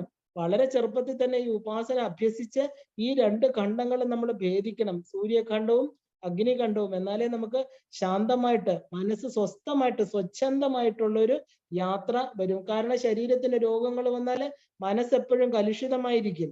അപ്പൊ ഈ ഉപാസ്യ ദേവതയുടെ അനുഗ്രഹം ഉണ്ടെങ്കിൽ മറ്റ് ദേവതമാര് നമ്മുടെ കൂടെ നിന്ന് ചക്രങ്ങളെ നന്നായിട്ട് അറിഞ്ഞു ഉപാസിക്കണം. കാരണം വിശുദ്ധി ചക്രത്തില് അമൃത തുടങ്ങിയ മഹാശക്തികള് സേവിച്ചിരിക്കുന്ന ഒരു ശക്തിയുണ്ട്. കണ്ഠസ്ഥാനം എന്ന് പറയുന്നത് വളരെ പ്രധാനമാണ്. അത് വിശുദ്ധി സ്ഥാനം. അപ്പൊ വളരെ പ്രാധാന്യമുണ്ട്. ഈ ചക്രത്തിലെ 16 ദേവതകളിൽ ഒരെണ്ണമെങ്കിലും പിണങ്ങിയാൽ പിന്നെ ശബ്ദം വരില്ല. അതുകൊണ്ടാണ് തൊണ്ട എന്ന് പറയുന്നത്. അതായത് വളരെ വിശുദ്ധി ചക്രം 16 വശിന്യാദി ഈ പറഞ്ഞ വാഗ്ദേവതകളെ പോലെ ഈ പറഞ്ഞ 16 സ്വരാക്ഷരങ്ങള് ഇരിക്കുന്ന സ്ഥലമാണ് നമ്മുടെ തൊണ്ട, അതായത് വിശുദ്ധി ചക്രം. വളരെ വളരെ പ്രധാനമാണ് അത്. കാരണം നമ്മൾ ഈ ഒരു തൊണ്ടയിലൂടെ വരുന്ന സത്യമായിരിക്കണം. ശ്രീവിദ്യ ഉപാസകന് ഒരുപാട് എന്താ പറയാ സത്യത്തെ പരിപാലിക്കപ്പെടേണ്ടതായിട്ടുണ്ട്. സത്യം പറയണം, അല്ലാതെ ആരെയും സന്തോഷിപ്പിക്കാൻ കള്ളം പറഞ്ഞ് സന്തോഷിപ്പിക്കാൻ പാടില്ല. രണ്ട് മുഖങ്ങൾ പാടില്ല. ഒരുപാട് കർമ്മങ്ങൾ. നമ്മൾ അവസാനത്തെ ദീക്ഷ എടുക്കുമ്പോൾ നമ്മൾ പരമ്പരയ്ക്ക് വേണ്ടി നിൽക്കണം. പരമ്പരയിൽ നിന്ന് പരമ്പരയെ നിന്ദിക്കാൻ പാടില്ല. ദേവതാ സമ്പ്രദായങ്ങളെല്ലാം നമ്മൾ എല്ലാവരോടും നല്ലതായിട്ട് പെരുമാറുക. ഒരു ആവശ്യം വന്നു കഴിഞ്ഞാൽ ഒരാളെ, ഒരു ഉപാസകനെ നന്നാക്കാൻ വേണ്ടിയിട്ട് അവരെ യഥാർത്ഥമായിട്ട് അവരെ വഴക്ക് പറയുകയോ അവരെ നന്നാക്കുകയോ ചെയ്യാനുള്ള എല്ലാ സ്വാതന്ത്ര്യവും ഗുരു പരമ്പര തന്നിട്ടുണ്ട്. അപ്പൊ ഇതെല്ലാം ശബ്ദത്തിലൂടെയാണ്. ഈ വൈഖരി എന്ന് പറയുന്ന ശബ്ദം. അപ്പൊ അതിന്റെ പിന്നിലെ മധ്യമ, പശ്യന്തി, പര ഉണ്ടെന്ന് നമ്മൾ മനസ്സിലാക്കണം. കാരണം ശബ്ദം എന്ന് പറയുന്നത് പരാശ്രിതമാണെന്നും അറിയണം. കാരണം പരയിൽ നിന്ന് മാത്രമേ ശബ്ദം വരുള്ളൂ. എപ്പോഴെങ്കിലും പരയ്ക്ക്, പര എന്ന് പറഞ്ഞാൽ ബിയോണ്ട് ഇരിക്കുന്ന ശക്തി, അതിനെന്തെങ്കിലും പ്രശ്നം വന്നാല് ശബ്ദം പുറത്തു വരില്ല. കാരണം ഇന്ന് നമുക്ക് വാക്കുകളും വാചകങ്ങളുമായിട്ട് ദേവിയെ കുറിച്ച് ഇങ്ങനെ അനസ്യൂതം പറയണമെങ്കിൽ ഈ അമ്മ അകത്തിരുന്ന് നമ്മളെ അനുഗ്രഹിക്കാതെ പറയാൻ പറ്റില്ല. ഒരു ശബ്ദം പോലും പുറത്തു വരില്ല. കാരണം ഓരോ ശബ്ദവും ഒരു ജീവിയുടെ നിലനിൽപ്പിനെ ഖണ്ഡിക്കുന്നതാകരുത്. കാരണം ദേവി എന്ന് പറഞ്ഞ എല്ലാത്തിന്റെയും അകത്തിരിക്കുന്ന ശക്തിയാണ്, അല്ലെ? അപ്പൊ വിശുദ്ധ ചക്രത്തില് 16 ദേവതമാരാൽ ചുറ്റപ്പെട്ടിരിക്കുന്ന ഡാകിനി ദേവി, അതായത് രക്തവർണ്ണമാണ്, കണ്ഠസ്ഥിതമായിരിക്കുന്ന ദേവത. പിന്നെ നമ്മള് ഈ പറയുന്ന അടുത്തത് പഠിക്കാൻ പോകുന്നത് ഈ പറയുന്ന എന്താ പറയാ ത്വക്ക്, അസ്ഥി, മജ്ജ, മാംസം എന്ന് പറയുന്ന ദേവതമാരെയാണ്. ആ ദേവതമാര് നമ്മുടെ ശരീരത്തിൽ എവിടെ ഇരിക്കണു? ലളിതാ സഹസ്രനാമത്തില് ഈ ദേവതമാരുടെ പ്രാധാന്യം എന്ത്? ഇതാണ് ഇനി നമ്മള് നാളെ പഠിക്കാൻ പോകുന്നത്. കാരണം ഇതെല്ലാം തന്നെ ലളിതാ സഹസ്രനാമത്തിലെ പല പല നാമങ്ങളാണ്. നമുക്കറിയാം വിശുദ്ധി, അനാഹത, മണിപ, ഈ ലാകിനി, രാകിനി, ഡാകിനി, സാകിനി ഇവരെല്ലാം തന്നെ ദേവിയുടെ എന്താ പറയാ ഈ അക്ഷരങ്ങളാൽ, മാതൃക അക്ഷരങ്ങളാൽ ചുറ്റപ്പെട്ടിരിക്കുന്ന ദേവതമാരാണ്. വളരെ വളരെ പ്രധാനമാണ്. കാരണം എന്താ? ഈ അക്ഷര സ്വരൂപിണിയായിരിക്കുന്ന ദേവതയാണ് നമുക്ക് എന്താ പറയാ ആ ഒരു മന്ത്രശരീരത്തെ ഉണർത്തുന്നത്. ശ്രീവിദ്യാ മന്ത്രം എന്ന് പറയുന്നത് ഈ 3 ഖണ്ഡങ്ങളിലും കൂടെ വ്യാപിച്ചു കിടക്കുക. അപ്പൊ ഈ അക്ഷര സ്വരൂപങ്ങളെ ഓരോന്നായിട്ട് അറിയണം. ലളിതാ സഹസ്രനാമത്തിൽ കുറെ നാമങ്ങൾ അങ്ങനെ തന്നെ, 28 32 നാമങ്ങളോളം അങ്ങനെ തന്നെയാണ്. കാരണം നടുക്കിരിക്കുന്ന ദേവത, അതിന്റെ പെറ്റൽസ് ഇരിക്കുന്ന അക്ഷരങ്ങൾ, അതുപോലെ ആ പത്മങ്ങളിൽ ഇരിക്കുന്ന അക്ഷരങ്ങൾ നടുക്കിരിക്കുന്ന, അങ്ങനെ അത് എന്തിനെയൊക്കെയാണ് കാണിക്കുന്നത്? ത്വക്ക്, മജ്ജ, മാംസം, രക്തം. അതിനെ നമുക്ക് നാളെ കാണാം. നാളെ നമുക്ക് ശരീരത്തിലിരിക്കുന്ന ഈ ദേവതകള്, ശരീരവുമായിട്ടുള്ള ബന്ധം, ഇതിനെയൊക്കെ കുറച്ചുകൂടെ എന്താ പറയാ വിശദീകരിച്ച് കാണാം. കാരണം അത് വളരെ വളരെ 3 ഖണ്ഡങ്ങള് ശരീരവുമായിട്ട് ബന്ധിപ്പിച്ചിരിക്കുന്നത് ഈ എന്താ പറയാ ഈ ശ്രീവിദ്യാ മന്ത്രത്തിന്റെ ഘടന, ഇതെല്ലാം ഇതിനകത്ത് തന്നെ വരും. ഇത് ഓരോ വീക്ഷണങ്ങളാണ്. പല പല വീക്ഷണ കോണുകളിലൂടെയാണ് ലളിതാ സഹസ്രനാമം ഉരുത്തിരിഞ്ഞു വരുന്നത്. ഇത് ഒരാളുടെ ഇപ്പൊ നമുക്ക് ഭാസ്കരരായർ, അതുപോലെ പലരും എന്താ പറയുക സൗഭാഗ്യ ഭാസ്കരം എന്ന് പറഞ്ഞ ബുക്കിലൂടെ ലളിതാ പരമേശ്വരി ഒരു വിധത്തിൽ കാണുന്നു. ഇനി വേറൊരെണ്ണം തന്ത്രാലോകത്തില് ദേവിയെ വേറൊരെണ്ണമായിട്ട് കാണുന്നു. ഈ ഷോഡശികാർണവം എന്ന് പറഞ്ഞ ബുക്കില് ദേവിയെ 16 യോഗിനിയായിട്ട് കാണുന്നു. അങ്ങനെ പ്രപഞ്ചത്തിലെ എല്ലാ വഴികളിലും ദേവിയെ കാണുന്നുണ്ട്. എല്ലാം എത്തിച്ചേരുന്നത് ഒരേ ദേവിയുടെ പാദപത്മങ്ങളിലാണ്. എങ്കിലും നമ്മളെ കൊണ്ട് കഴിയുന്ന പോലെ പല പല വിവരണങ്ങൾ കേൾക്കുമ്പോൾ നമ്മുടെ മനസ്സിൽ ദേവിക്ക് പല വർണ്ണങ്ങളാണ്. കാരണം ഒരെണ്ണം കൊണ്ടല്ല. കാരണം അമ്മ സർവ്വതോന്മുഖിയാണ്. ആ സഹസ്രാരത്തിലിരിക്കുന്ന അമ്മയെ അറിയണമെങ്കിൽ ഈ പറഞ്ഞ പല പല താമരകൾ വിടർന്ന് അതിലൂടെ നമ്മുടെ മനസ്സ് സഞ്ചരിക്കുമ്പോൾ നമുക്ക് ഇഷ്ടദേവത ഏതിലൂടെയാണ് നമുക്ക് ചെന്ന് ചേരാൻ പറ്റുന്നതെന്ന് മനസ്സിലാകും. അതുകൊണ്ടാണ് ഈ പല വിവരണങ്ങൾ നമ്മൾ പഠിക്കുന്നത്. അതിലൂടെ മാത്രമേ ഈ ദേവിയെ നമുക്ക് അറിയാനും സാധ്യമുള്ളൂ. എന്ന് നമുക്കിവിടെ നിർത്താം. നാളെ കാണാം. എല്ലാവർക്കും ശ്രീമാത്രേ നമഃ.